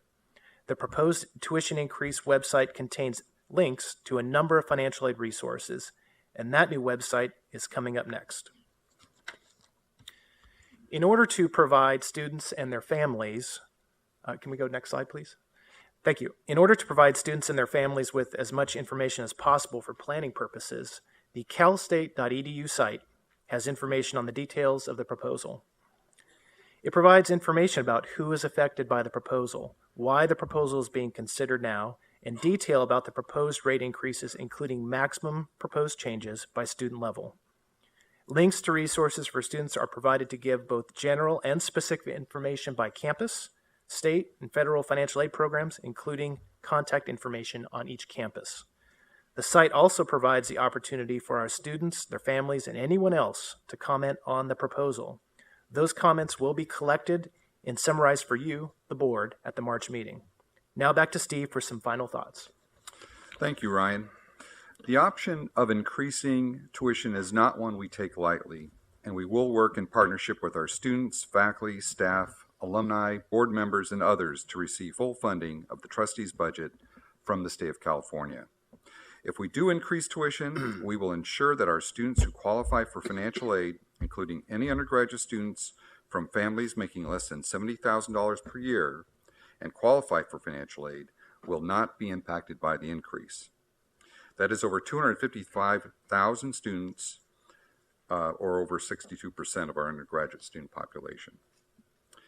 Given the requirements of state law, our academic calendar, and the state budget timeline, we hope this information has helped you better understand the tuition increase proposal, and it is our hope that it has better prepared the board for a possible action item at the March board meeting. So to conclude, I'd like to just stress 5 key goals. The first is that we ensure that our campuses have the resources to maintain the quality of our students' education.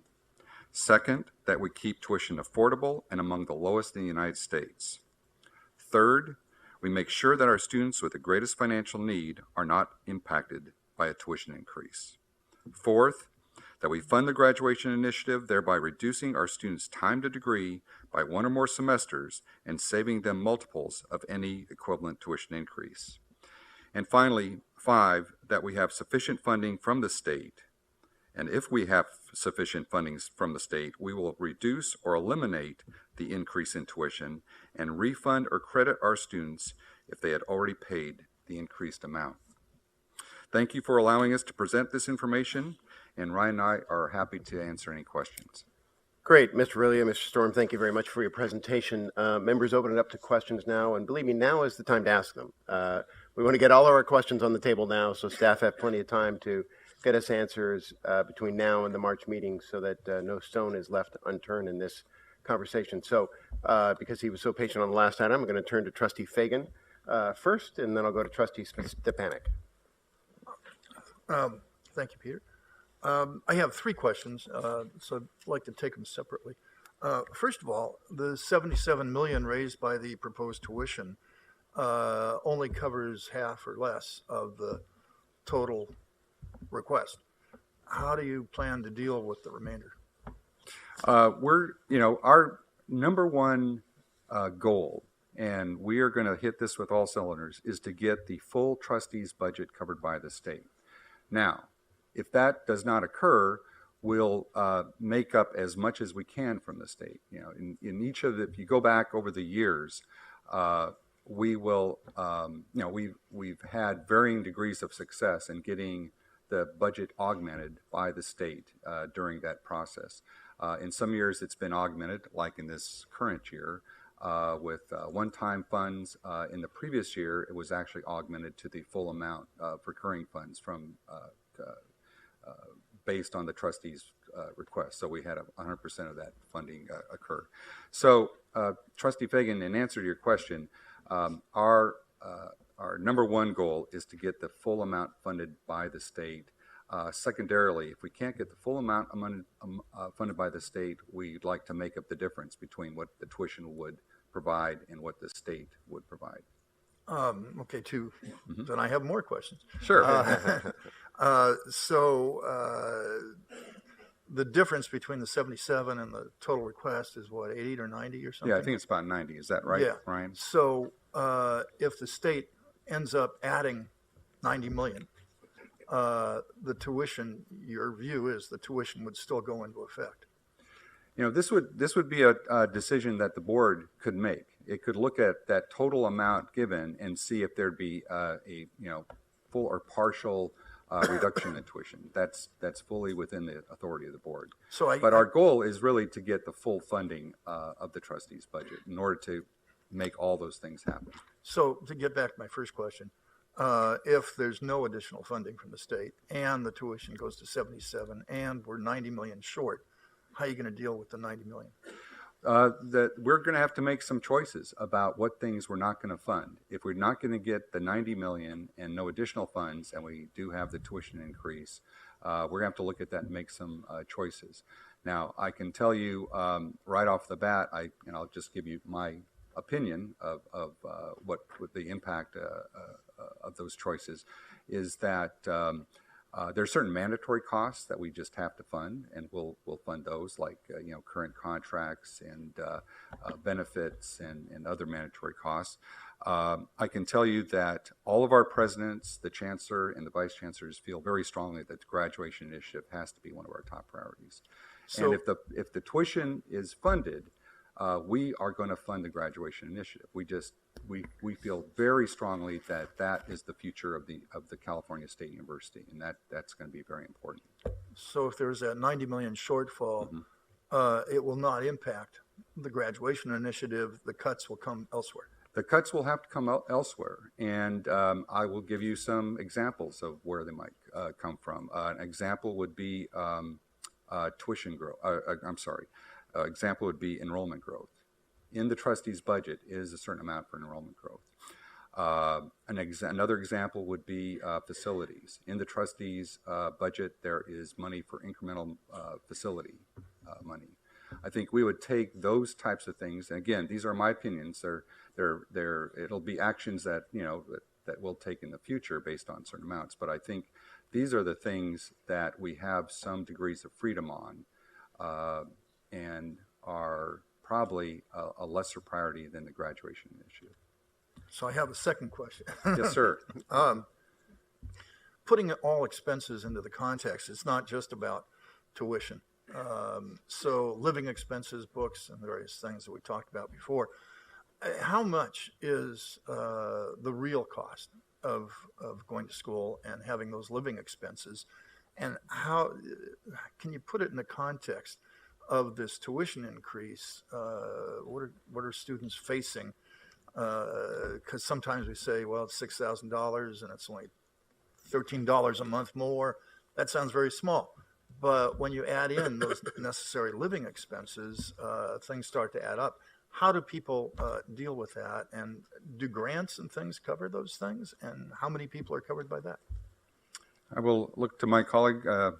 This is Dean Kulju, who is a financial aid expert, among other things. So, Dean, I think, will provide a comment. Sure, I'd be happy to.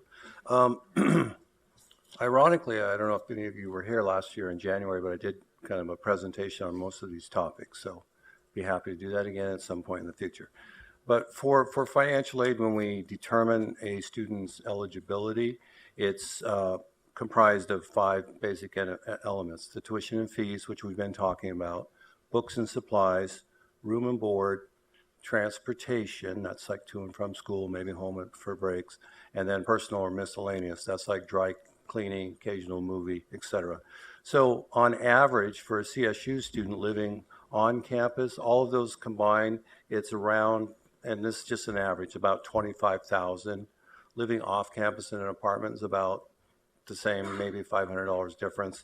And then a good portion, nearly a third of our students live at home with family and relatives, and that's about $16,500. So when we package them or look at them for financial aid, that's kind of the top line is their cost, and then based on their financial aid application, that determines what, if anything, they're expected to pay. The difference then, you just subtract it, is their need, and then we try and meet that with the available programs. So we have federal Pell Grant, We have over 200,000 students get those. Now, that was a little tricky because it sounds good, but there's 52 different award amounts ranging from about 5,800 going down in 52 steps to 500 roughly.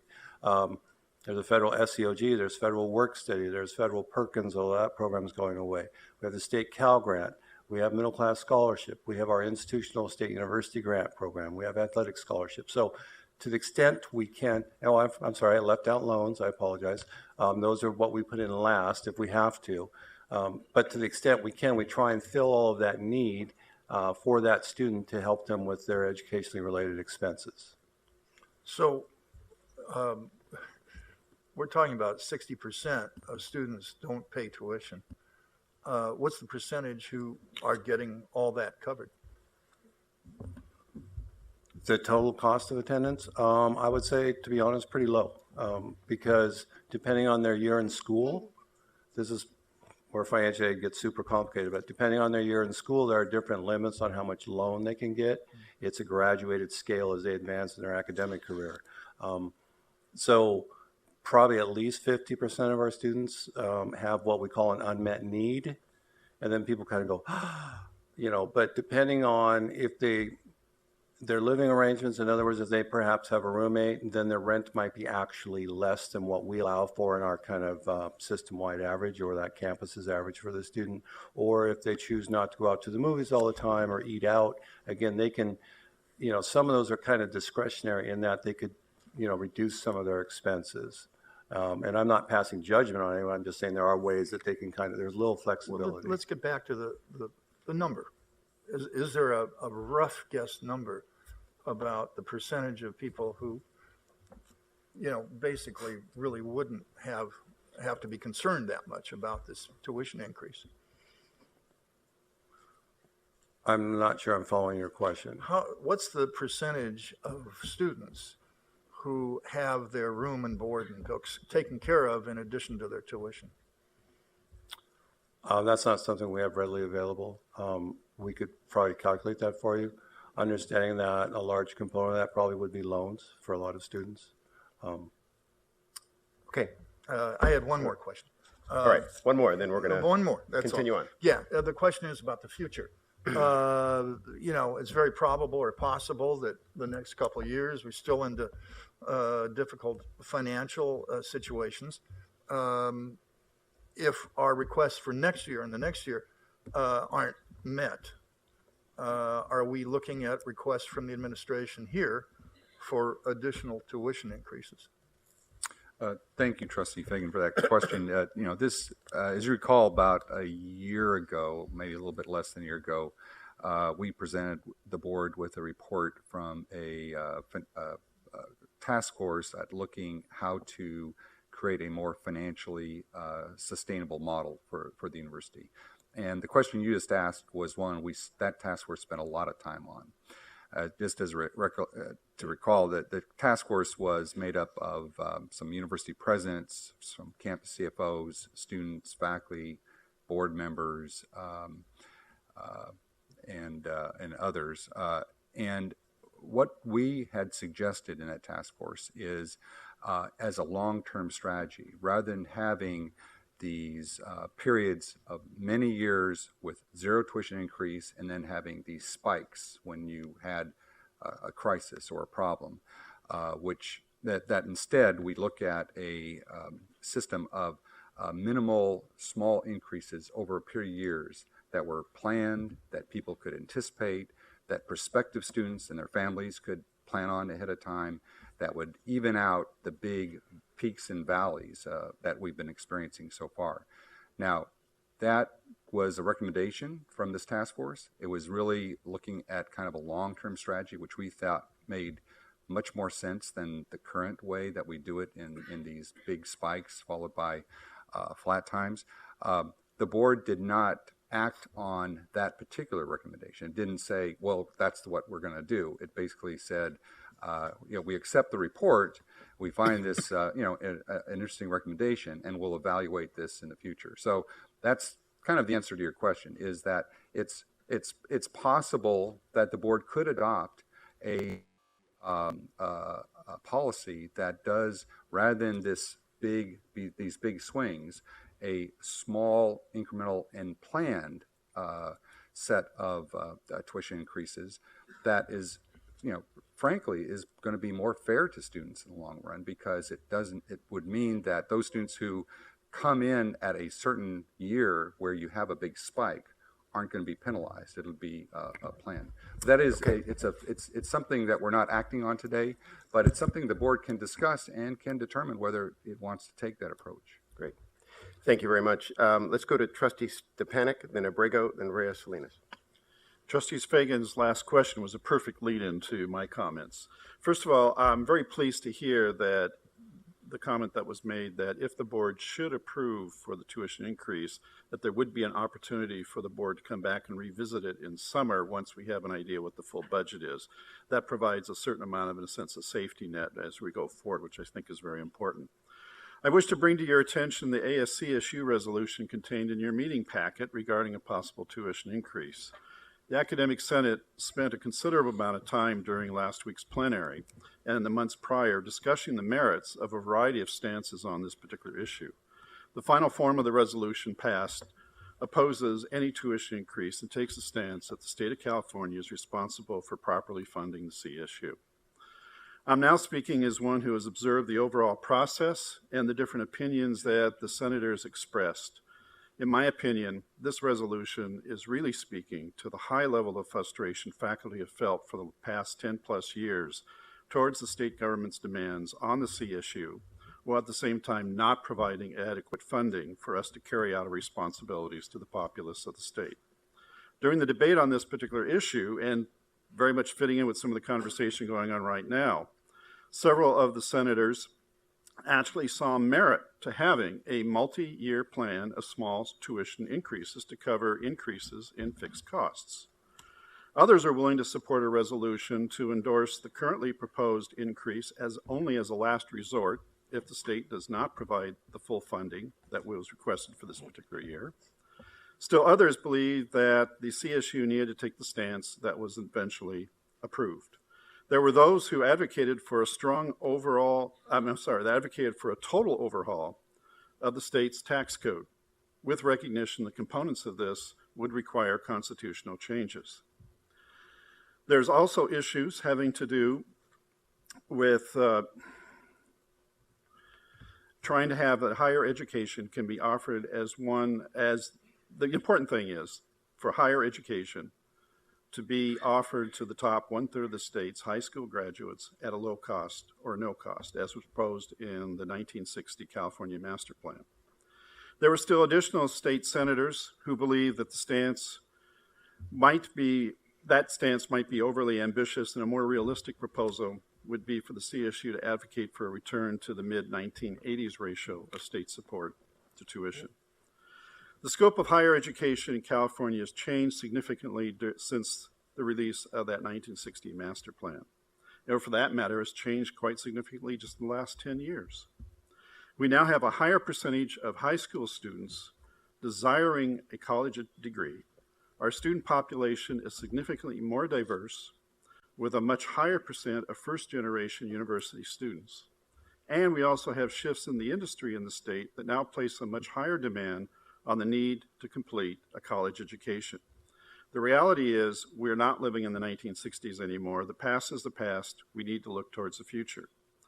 While we discuss the 2017-2018 CSU support budget and the contingency plans if it does not receive full funding, we also need to start planning now for more comprehensive discussions on the future of higher education in California, how the state can increase its funding levels of higher ed at the 4-year level, and how we can increase overall student population to meet the state's needs while continuing to improve our graduation rates, time to completion, and maintaining a quality educational experience. Our current operational model is not sustainable. As we just previously mentioned, we have a situation right now that it is a yearly routine of hoping to receive sufficient funding to make it to the next year. We need a long-term plan with either adequate funding or adjusted expectations. The work of the CSU Sustainability Financial Model Task Force was a start.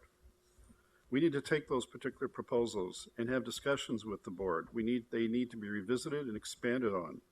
Working with state leadership, we need to establish a realistic, multi-year funding model that will allow the CSU to focus on its primary task, the education of the populace of California. Thank you.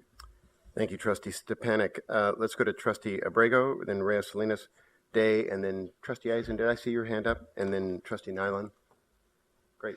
I wanted to follow up on the conversation with my colleague Doug, the questions that he asked regarding financial aid. It certainly is a complex area. Certainly, I don't want to become an expert in financial aid, but I really want to know about the 60% of the 250 students that qualify for financial aid.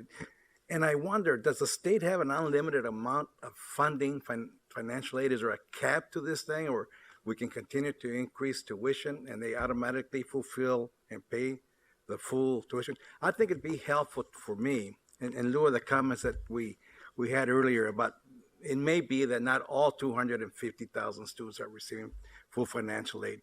It'd be helpful to me if I could get some kind of an award package on a typical student, an incoming freshman, a transfer student, a middle-class student, how the packages or how is the financial aid awarded. I also would like to know of the 255,000 students, if you take the loans out of there, how many of those students actually receive full aid to support their tuition? If I could be provided. The second question that I have is regarding the 78 million. You talked about having a plan to disseminate the money. Do we have any measurable objectives, and how we're gonna hold the money? How we're gonna be accountable for the use of that money? And if you have any recommendations for the March meeting, because I'm not yet convinced that we should increase that tuition fee. So on the first question, who would like to take the financial aid I question? think Dean and I can both tag Okay. team on that one. So, Hit your microphone. Just a real quick primer, I guess, on the state Cal Grant program. So it's an entitlement program primarily designed for students coming right out of high school. So within 18 months of graduating from high school, it's an entitlement program. So in theory, there's kind of unlimited funding, and that's where the growth in that particular program has been.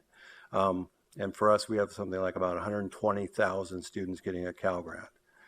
For the rest of the students, particularly older students or non-traditional students, their options are far fewer. They fall into what's called a competitive Cal Grant program, where the state awards approximately 25,000, yet there are over 300,000 eligible students that don't get the award. So we look at that as a companion to what we do with our state university grant program. Our state university grant program is about 120,000 students, undergraduates roughly, and then waivers. And the other question you had is that 62% and that other thing, those are just those students with an award that covers their system-wide tuition fees. So there's no loans included in that metric we throw out there. We're very conscious of that and careful not to do that.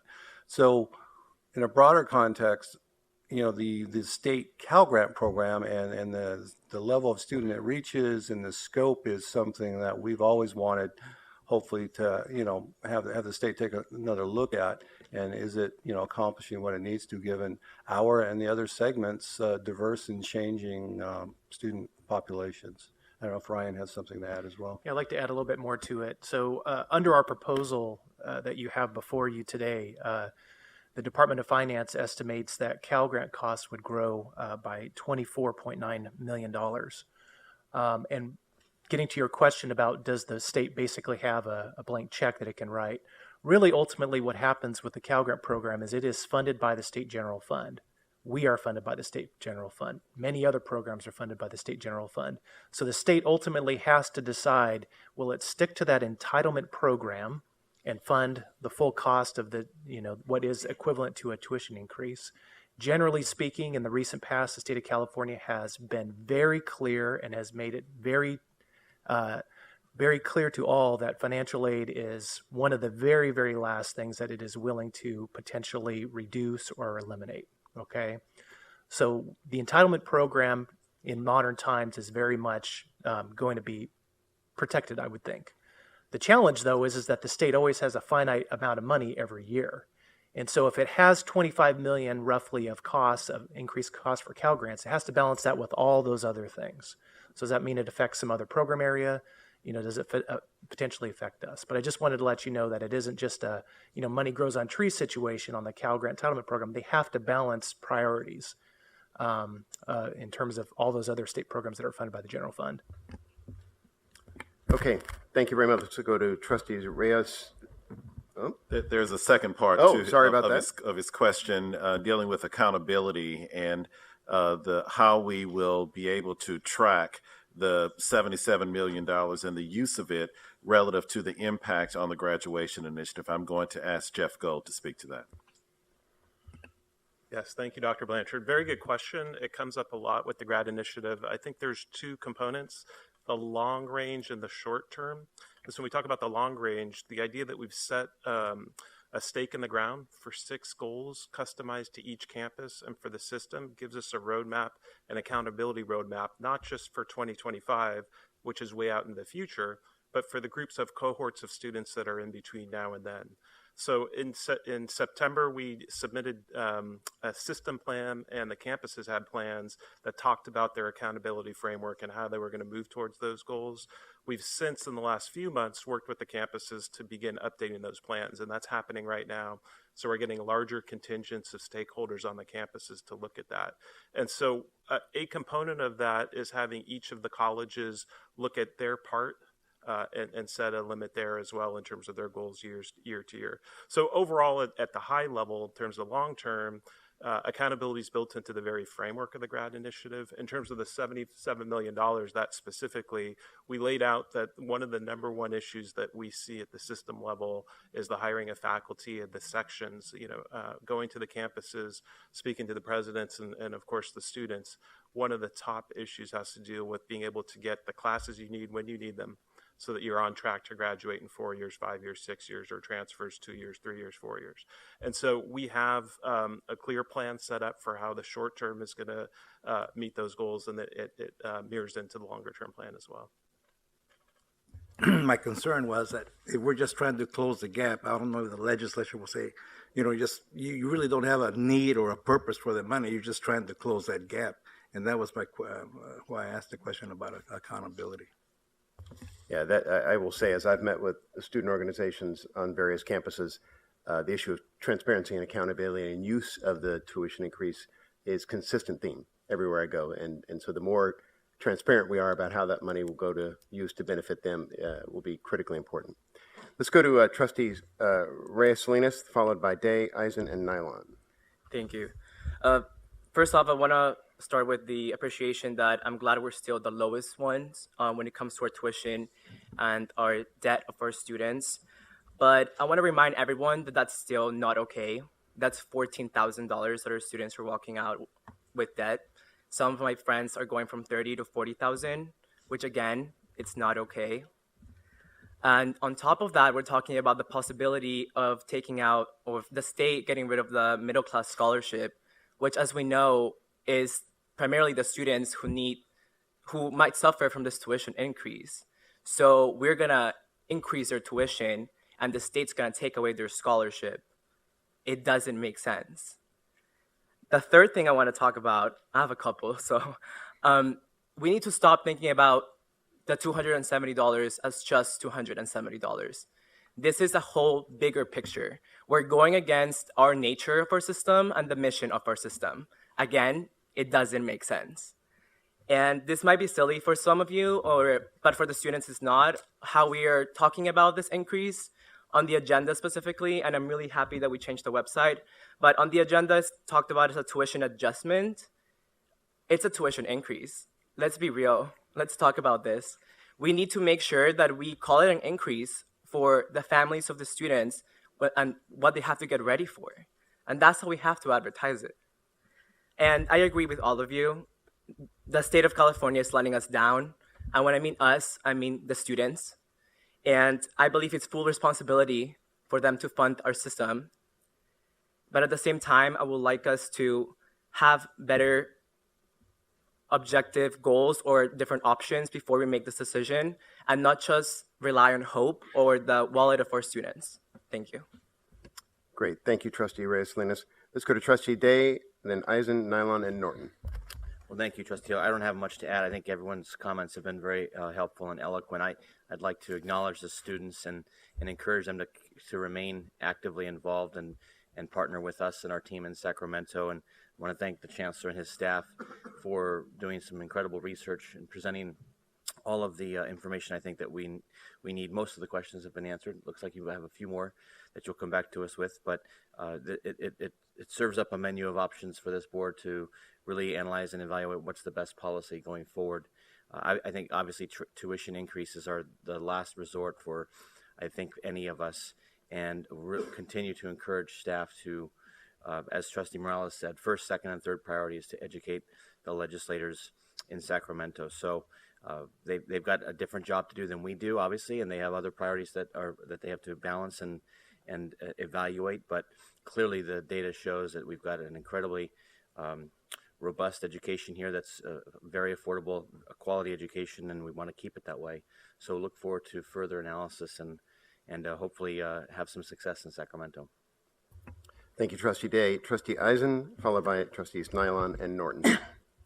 So I'm thinking back to our last meeting when Trustee White made some incredibly important comments about balancing access and affordability to the other goals, quality and completion that we have. I mean, obviously we want to have as much access as possible, but it's not a complete promise if you have access to an education that doesn't have the quality and doesn't have the opportunity to complete that we want our students to have. So I'm very happy to hear that we intend, by hook or by crook, to continue with our graduation initiative, because enabling students to complete and to complete quicker has to be part of the whole package. And to that end, one of the ways I think about the tuition increase is, if you think about a student who's going to be with us for 5 years, the $270 is a roughly $1,300 increase over what they would otherwise pay.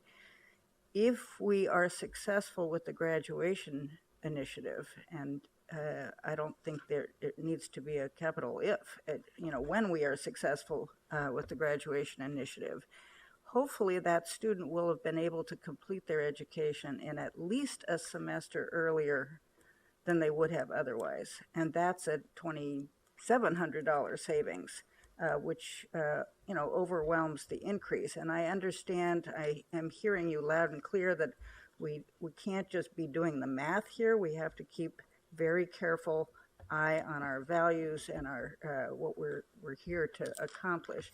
But I do think it's helpful to keep in mind that if this all goes the way we want it to go, there should be a net savings to our students through all of this. We have to fund that graduation initiative somehow. So those are the thoughts that I wanted to add to our very important discussion. Great. Thank you, Trustee Eisen. Let's go to Trustee Nylon, Norton, and then Lieutenant Governor Newsom. Thank you, Peter. I would like to tear off what Chair Eisen had talked about, because I too am intrigued by the thought of saving money. I know that we're all here today to recognize that the last resort, of course, is always a tuition increase. But if we are placed in that position by hands other than ours to do that, and that those dollars are then dedicated to the graduation initiative, then perhaps you are absolutely right. There could be savings. And what I would challenge staff to do between now and then is develop some sort of pro forma, which could actually show what that would look like for each class of students that we have and how soon they could possibly receive those benefits. And if we achieve those goals, what the total savings could be, because I think that may be of value to us as we make a decision. Thank you. Intriguing idea. Thank you. Let's go Trustee Norton, and followed by Lieutenant Governor Newsom. Thank you. I also was relieved to hear earlier in the discussion that there will be an opportunity to revisit this decision in the course of the summer if that proves to be desirable. I'm also wondering whether or not this conversation will continue in full vigor when we come to the March meeting. Because I am very ambivalent at this moment with regard to the tuition increase for two reasons, at least. One is I feel myself to be on the horns of a dilemma, because as I understand my responsibility as a trustee, it is not only to serve the interests of those students who are currently enrolled, but it is also to serve the interest of the students who will be enrolled, and in some way even to the tens of thousands of students that we have had to turn away over the course of the last few years. And if we continue under this same financial model, probably we'll have to continue turning away in the future. My second concern is, my second dilemma is we talk about asking the legislature to fully fund the needs of the university. And I certainly support that notion. But the phrase earlier was used about not letting the legislature off the hook. My concern is, what if the legislature swims on by and doesn't even take a bite? And that also can then be whatever increases approved by the legislature can then simply subsequently be blue penciled by the governor's office. So that's why I need more discussion on this. Thank you. Lieutenant Governor Newsom. Thanks. A couple quick questions and then, not surprisingly, a comment. We could just do the questions. Yeah, I would. Just on that, because I appreciate the reference to the middle class scholarship, and I'm curious why we didn't have a more robust conversation in the presentation about it, because it is on the chopping block. It has been proposed to be penciled out by the governor in his budget. The pro tem and the California legislature also, as in the past, called for its elimination as well. We talk about our return to aid, and that's laudable, but at the end of the day, the middle class are most impacted by a tuition increase. How many people currently are participating or are the beneficiaries of the middle class tax scholarship? I'll take that one. So for last year, 15-16, where we have preliminary data, it was about just shy of 38,000 students for about 30.7 million. And what we're projecting for this year that's underway, fall of 16, spring of 17, is about 40,000 students for 50 million, because each year goes up until 2017-18, it's going up. One thing to keep in mind, though, kind of in relationship to the governor's proposal, is this is the first year where there's a 4-year time limit. So now in the third year of the middle class scholarship program, all the rules are kind of kicking in. Right. So we would expect, based on data we have from the Student Aid Commission on our students, that 1/3 would not continue regardless of the proposal by the governor. So we're really looking at more like probably about 27,000 students as the remainder.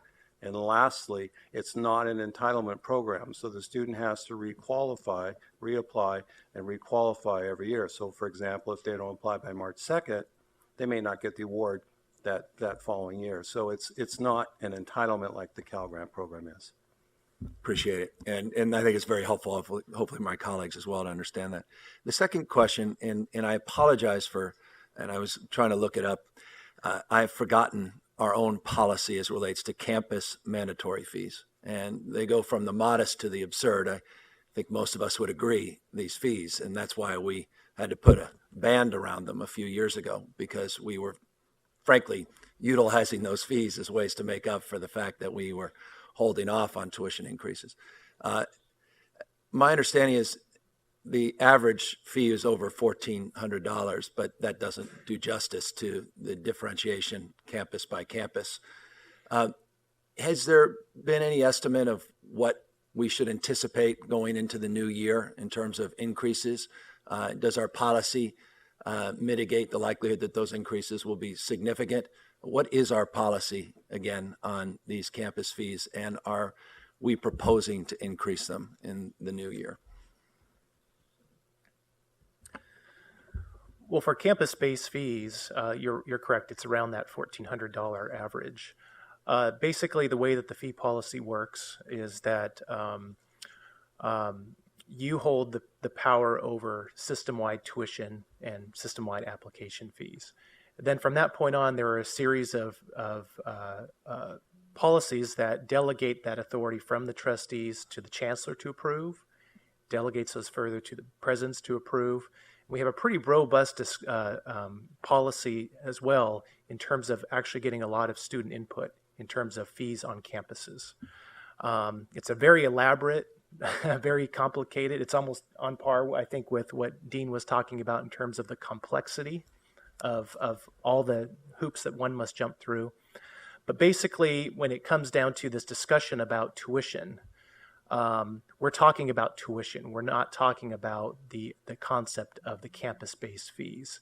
Now, those campus-based fees are largely being covered, as Dean described it, in additional Pell Grants, potentially student loans, out-of-pocket, those sorts of things. But when we're talking about the actual tuition part of it, you see a lot of tuition-based financial aid programs that cover the cost regardless of what that tuition is.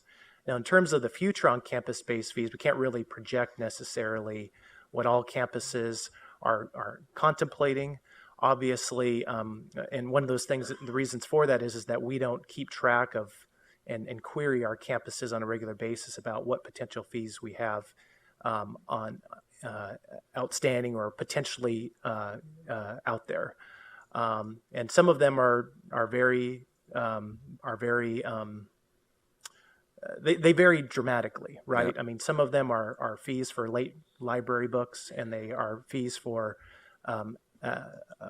athletics. They're fees for student success. There are a whole battery of these fees throughout the system. But the bottom line is that a lot of that is self-determined on campuses with significant input from students. Those that are really going to affect them require a lot of feedback, and I know that a lot of presidents lead the way in terms of facilitating input from their students and making sure that they are fully aware of any potential fees when they are being proposed, and also collecting that information and sharing that with the broader campus body to ensure that there is an appropriate level of fees and or creation or elimination of fees. I appreciate that. And it might be healthy to once again revisit that, because I know we had a robust conversation about this in the past, and I thought it was a very healthy one, and to try to temper our appetite to continue to utilize that as a mechanism to make up for a lack of state funding, because that's the original sin here, certainly of the entire conversation we're having. As it relates to comment, I'd try to be respectful, brief, and understanding that we're not taking action today. I want to first compliment this body. I serve on the UC Regents. We didn't have the benefit of this conversation. The strategy was ready, fire, aim, as opposed to ready, aim, fire. We calendared a tuition increase. We didn't have much of a conversation. The students felt demoralized as a consequence. They didn't even show up. So I want to compliment those students and their representatives and family and friends that are here for their willingness to participate, and I'm very grateful. I think it's profoundly important, and I encourage your colleagues at the UC system not to give up and to continue to do the same. That conversation was unfortunate because it felt locked in. We didn't really feel like anyone was persuading anyone. The votes, frankly, were well established in advance. That said, I get a sense, and I'm very grateful that there's some more openness here, and it goes to the culture I think the chancellor has established in this body, and I just want to acknowledge it. I recognize the asynchronicity of this budget, but I want to maintain just a point of view with respect to this notion that somehow magically we move forward hypothetically with a tuition increase, that the legislature will step in and rescind it of sorts by providing additional resources, and we'll come back in the summer and we'll roll them back. That's as much, well, I think it's more likely that Donald Trump would acknowledge, well,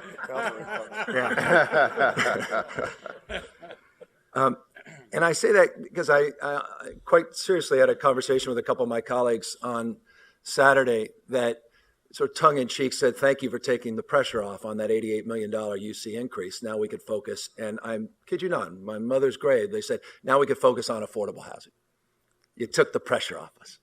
You did our job. And that was a point of comment and commentary from public, and it's right, and I think a number of you have even acknowledged it. And again, I recognize the burden we're under in terms of timing, and I just somehow we're going to have to figure this one out, because we are, once again, I think, about to let them off the hook, let the governor off the hook and the legislature off the hook on doing the right thing, which is substantially increasing public support for this institution. So that's one point of caution and concern. That was by no means persuasive at the UC Regents. I made that same point. Number two, I am worried about the middle class scholarship. And really what we're talking about is squeezing the middle class. Folks in the top income bracket, they'll be able to absorb this. Folks on the lower end, this institution, like our peer institutions, deserve enormous amount of credit for doing more than anyone else. We are truly a model for the nation. We would always like to do more, but it's the middle class we're talking about. So that's a second point of concern. The third is in the spirit of a comment that was made by someone here, and that is the backdrop of a different agenda and a different narrative coming out of New York State, coming out of Rhode Island, coming out of Tennessee. And Tennessee and Rhode Island haven't gotten the attention that Governor Cuomo received as it relates to providing access universally for free for public institutions of higher learning in his state. Now, I know as a baseline, we do substantially more than New York State ever has. I'm not naive to that point, but it's a counter narrative to where we used to be. And I think that's the spirit I've heard of a number of you. It used to be us. Comparison's a thief of all happiness, but I always get a little uncomfortable with these comparisons because, it was never about comparing. We were a model to others. That used to be us. And when we start comparing, we are playing defense for a reason because we are losing a little bit about what used to make us great. It's nice that we're still better, but we're slipping.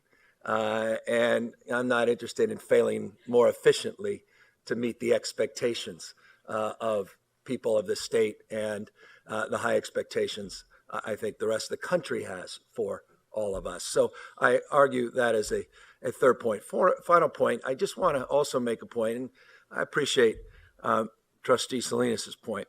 $270 may not sound like a lot, and I don't mean to do the political thing here. I know politicians will grandstand on that. But I want to remind you of a survey that came out at the Federal Reserve last year that showed 46% of Americans couldn't afford $400 in an emergency. 46% of Americans. And before you say, well, that's just low income, take a look at that study.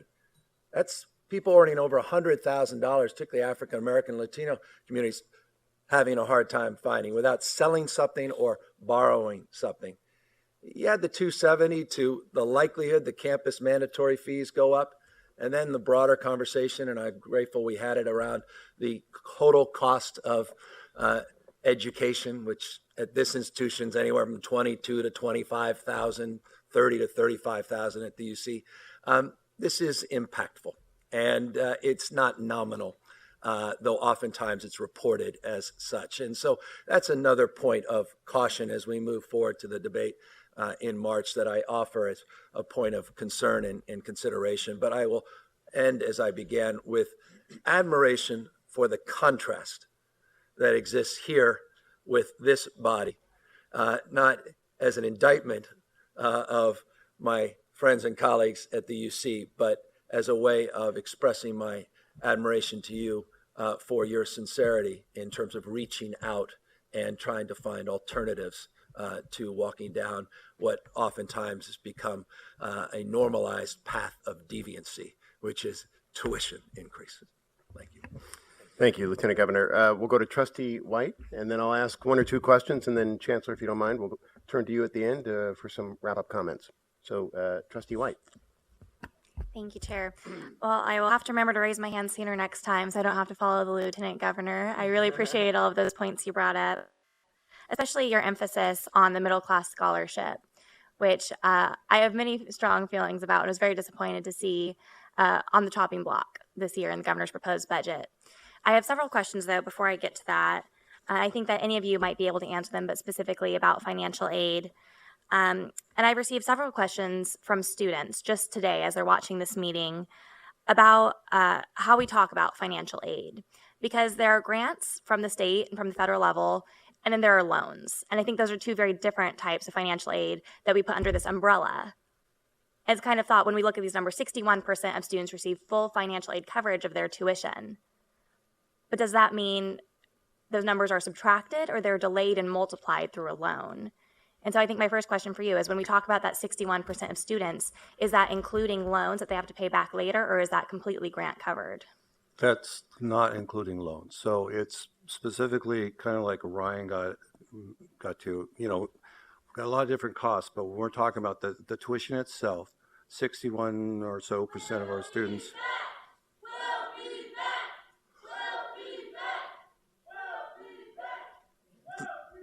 The 61% is just our state university grant program, the state Cal grant program, and waivers. So there are no loans diluting that or inflating that number. Thank you so much for that information. That really helps me understand this issue better. And then moving on to my next question, can you tell me, do our undocumented students, of which we have quite a large population, receive any state or federal financial aid besides loans?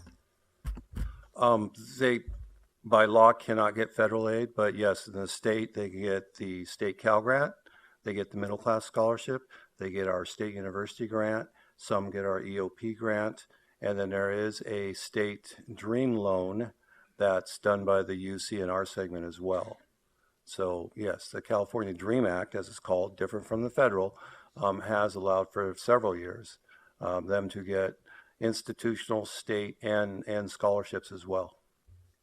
Wonderful, thank you. And then just out of curiosity, as a follow-up to that question, do you happen to know the interest rate on the Dream Loan for California undocumented students? Yes, the statute, the state statute that created the program says it has to be the exact same as the federal direct loan, which I believe is 3.78, I think, for the 16-17. Yeah, so it's comparable, same as the federal program, and that was purposeful.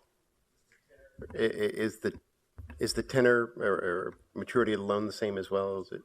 Yes, it's a subsidized loan. So while they're in school, the interest is there. They're not responsible for the interest. And then 6 months after they complete school, or if they withdraw or drop, they have a grace period, and then it begins repayment at a minimum of $50 a month.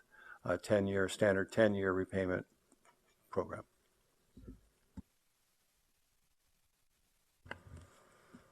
All right, so I'm very happy to have that clarification. I appreciate all of your expertise on financial aid. It certainly helps all of us around this table as we ponder this very difficult question of financial aid and tuition increases. But I'm very curious. You might guess I'm not in favor of any sort of tuition increase. And I think that many people in this body and in this room are very deeply concerned about the effect that tuition increase would have on our students. 61%, thank you for informing me, do have the full financial aid coverage of grants, but that leaves about 40% who don't, who this $270 or more for graduate and credential students would really heavily affect. And so I'm very curious, if this body were not to pass a tuition increase this year, and if the state were to continue to turn away public funding from the CSU system, what would our campuses look like? What options would be left to the campuses to make up those deficits? Do we have any sort of picture of that?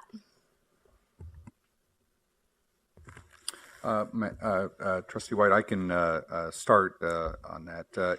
If we were not to have a tuition increase, and if the state was not to provide any money beyond the 157 that's committed, we'd have our campuses would have very difficult choices because we do have mandatory costs, we have facility costs, compensation costs, and we would just not have the money to cover all those costs. So we haven't yet, because we don't know what the right scenario is, haven't planned what those reductions would be.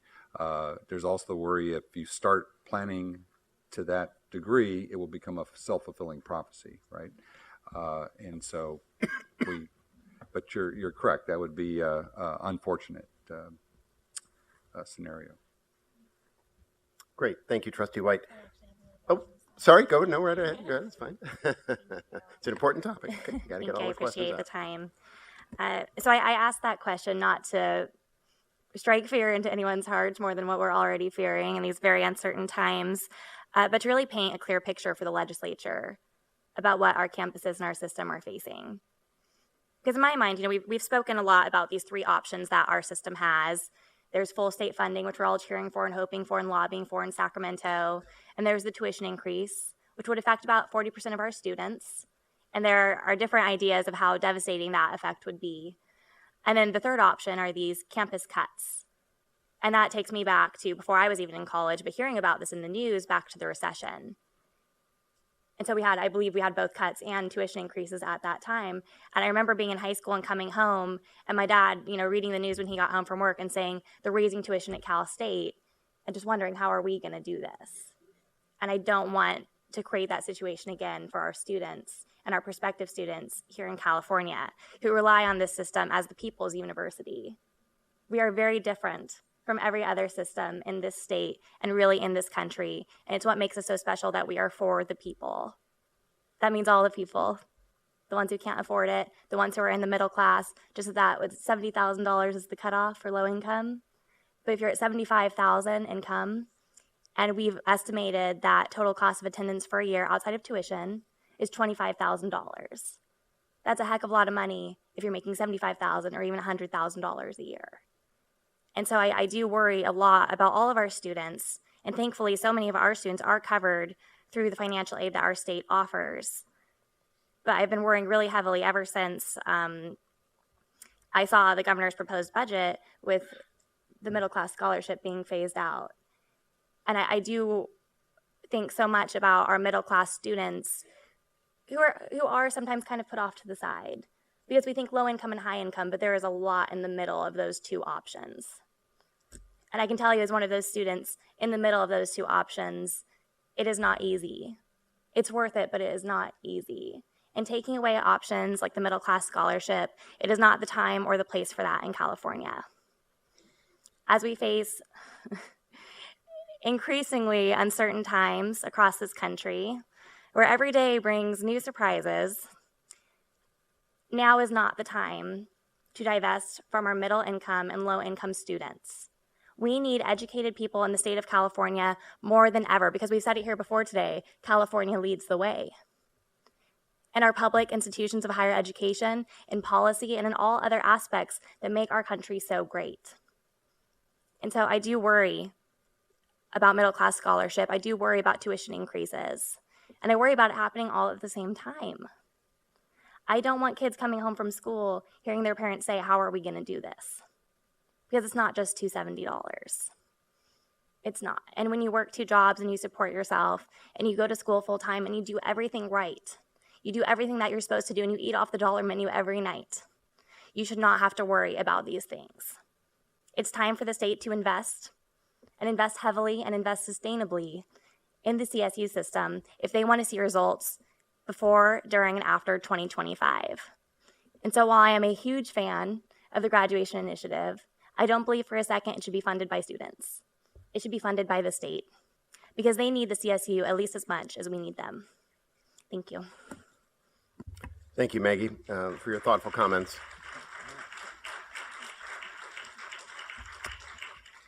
Well, Steve, you'll be upset to know I had 9 questions, but the good news is 8 of them have been asked.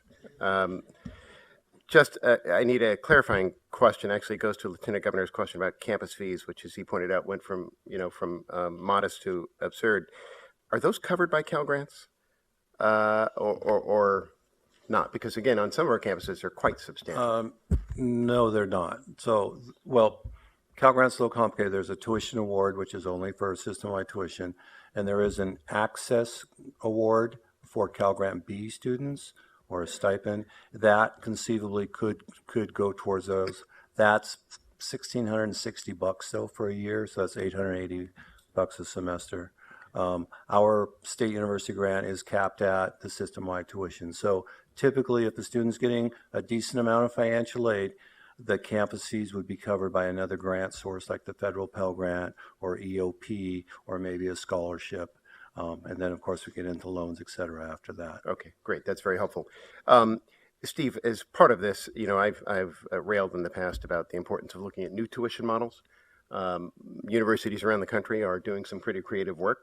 Referenced recently, I think it's SUNY Buffalo that is coming up with models that lock in tuition for a period of time. If we have to have tuition, we want to accomplish both giving families some assurances about what they're going to be exposed to, and importantly, campus administrators some assurance on what they can count on budgetarily for future planning purposes instead of knowing, not knowing one year to another, getting whipsawed. Is the state going to fund us or not? Are we going to have tuition or not? Very hard for both parties to operate under those assumptions. And I'd like to think about some longer term models. And I've got a couple ideas, as you might imagine. I'm happy to run those by you. With that, let me turn to Chancellor White. We are 31 minutes past our allotted time, but important topic. And Chancellor, I ask you for some concluding comments before we turn things back over to Chair Eisen. Well, thank you, Trustee Taylor. I always do appreciate being the last thing before lunch and having to follow Trustee White.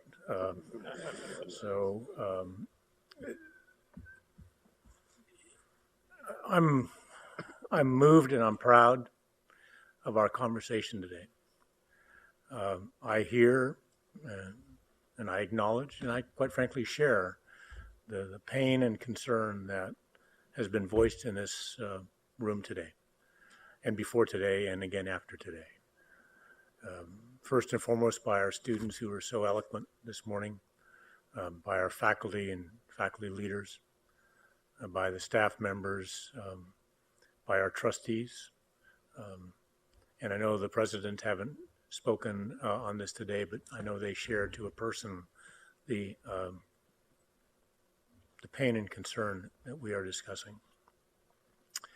This conversation seems very hard to me, Peter, because it is. It is not easy on any of us or on all of us. We are responsible as a community for many things we have to factor together. The rub is we are not the decision makers on all of the elements that have to come together. And that's why we're having this difficult conversation. We're responsible, we're accountable, but we're not the total decision maker. So let's go through what some of the core elements of this conversation are about beyond 270 and financial aid and all the mechanical pieces. Perhaps at the top of the list is what is the quality of the learning environment and the degree that our students will earn from our faculty? If it is not of sufficient quality for them to be successful in today's and tomorrow's and their lifetime's workplace, then what good is it? It is not a good. It's not a private good nor a public good if it does not have quality. 2 weeks ago, I was at St. George's University giving the keynote address for the investiture of their new president. And we actually have several hundred students who are studying medicine and veterinary medicine at St. George's. And so there was a reception for all these students that I enjoyed. And a student hung around after that reception before I had to go do something else, who was a student from UCLA. She said, "I apologize for encroaching on the CSU reception, but I wanted to talk with you." She went on to describe that she was a psychobiology honor student at UCLA and had just recently graduated. But in order to be eligible for medical school, she needed to get an anatomy class that UCLA was not offering. And so she went to Cal State University, San Bernardino. And she wanted me to know that that course in anatomy was by far and away the most rigorous academic event of her entire college career, a UCLA honor student in psychobiology, that the faculty member was demanding and supportive. And so when I think of quality, I think of that unsolicited vignette that just happened in my life that could be said over and over and over again because of our faculty and the academic administrators that have created this great university. I think about the issue of access, another factor we have to manage, and it has to be authentic. You just can't get admitted into Humboldt State and then not find the courses you need, the library hours open, the faculty in their offices, and all the things that make an authentic access to a higher learning environment. I think about the issue of affordable cost to students, and I hear the pain and the concern. I mean, it's very, very real. How do we create, through financial aid and through the minimization of our costs, a way in which our students can both cash manage the here and now, but also recognize that this is an investment for their next 40 years of their lives? And the issue and the pain about food and housing and working jobs is real, but this is a shorter term issue that then will lead to 40 years of a different quality of life. Difficult to do. The idea of completing our degrees sooner is one we've talked about, and I won't belabor here before lunch. The fact that the vast majority of our cost is people, our faculty, their salaries and indirect costs and healthcare benefits, our staff. Certainly we have decrepit facilities that require money, tired facilities that are not often creating the learning environment where our students can then leave there and go into a cybersecurity environment or a biotech environment. And of course, the ever-changing use and role and cost of technology for both our business and teaching and research operations. These are real costs, and they have to be paid for, otherwise they won't be there. So, Maggie, when we talk about what will happen if we don't have sufficient resource, it's going to be cutting people, because it's by far and away the biggest part of our cost. And when you cut these talented people, then you cut access and quality for our students.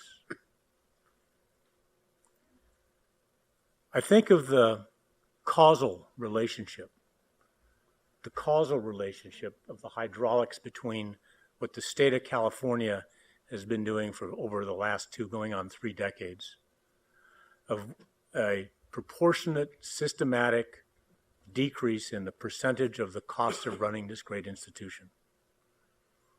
And if there had been no change in tuition and fees as a result of that, we would not have 23 campuses today. We would be a shadow of the People's University. And so there's a causal relationship. This is not a choice of this board, past or present, to have to increase tuition or fees, but it is a consequence of the fact that it costs money to create all of the things that our public speakers spoke about today. There are compensation needs that are real. The courses for our students at the right time, in the right place, and in the right sequence. So we're having a conversation about the underlying moving parts that create a world-class university. And finally, we have a responsibility, and I think, Larry, you raised it in your comment, as did others in other words, about our responsibility as a board of trustees and as presidents and as faculty and staff of this university to not only deal with our students of today in a way that gets them to degrees sooner, but about the students yet to be. And we face in California a drought.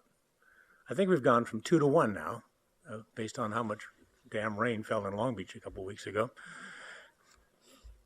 If we don't as a state, and if we don't as a system keep at the forefront the fact that we are on course to be several 100,000 degrees short a million degrees short in just 10 years, actually 8 years from now, we will not be doing our fiduciary responsibility to be the clarions of a society and an economy that allows people to flourish, irrespective of the changes that happen from time to time, economically, socially, politically, and environmentally.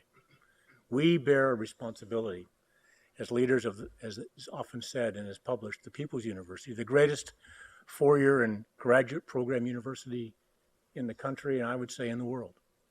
So we cannot shy away from our responsibility of building capacity for California's future, because if we don't keep that in front of this state, then we will be guilty of letting the state down over time. And that's why this seems hard, is there's all of these factors that we have to find that middle spot on. And we are each and all going to have to make sacrifices in order to fulfill our duty to our students today and our students tomorrow and the students who aren't yet even born, because this institution will endure for the decades and centuries. And we are stewards of the time.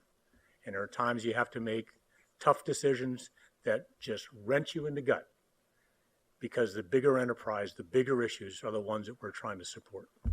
Thank you for the opportunity.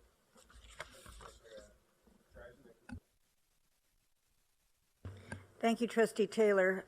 In light of the time, we've had a very important discussion, so I think we can move our startup time, or move back our startup time to 1:15.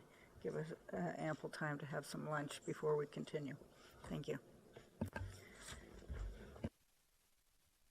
Is the California State University Office of the Chancellor's live stream. Please adjust your audio accordingly. This is the California State University Office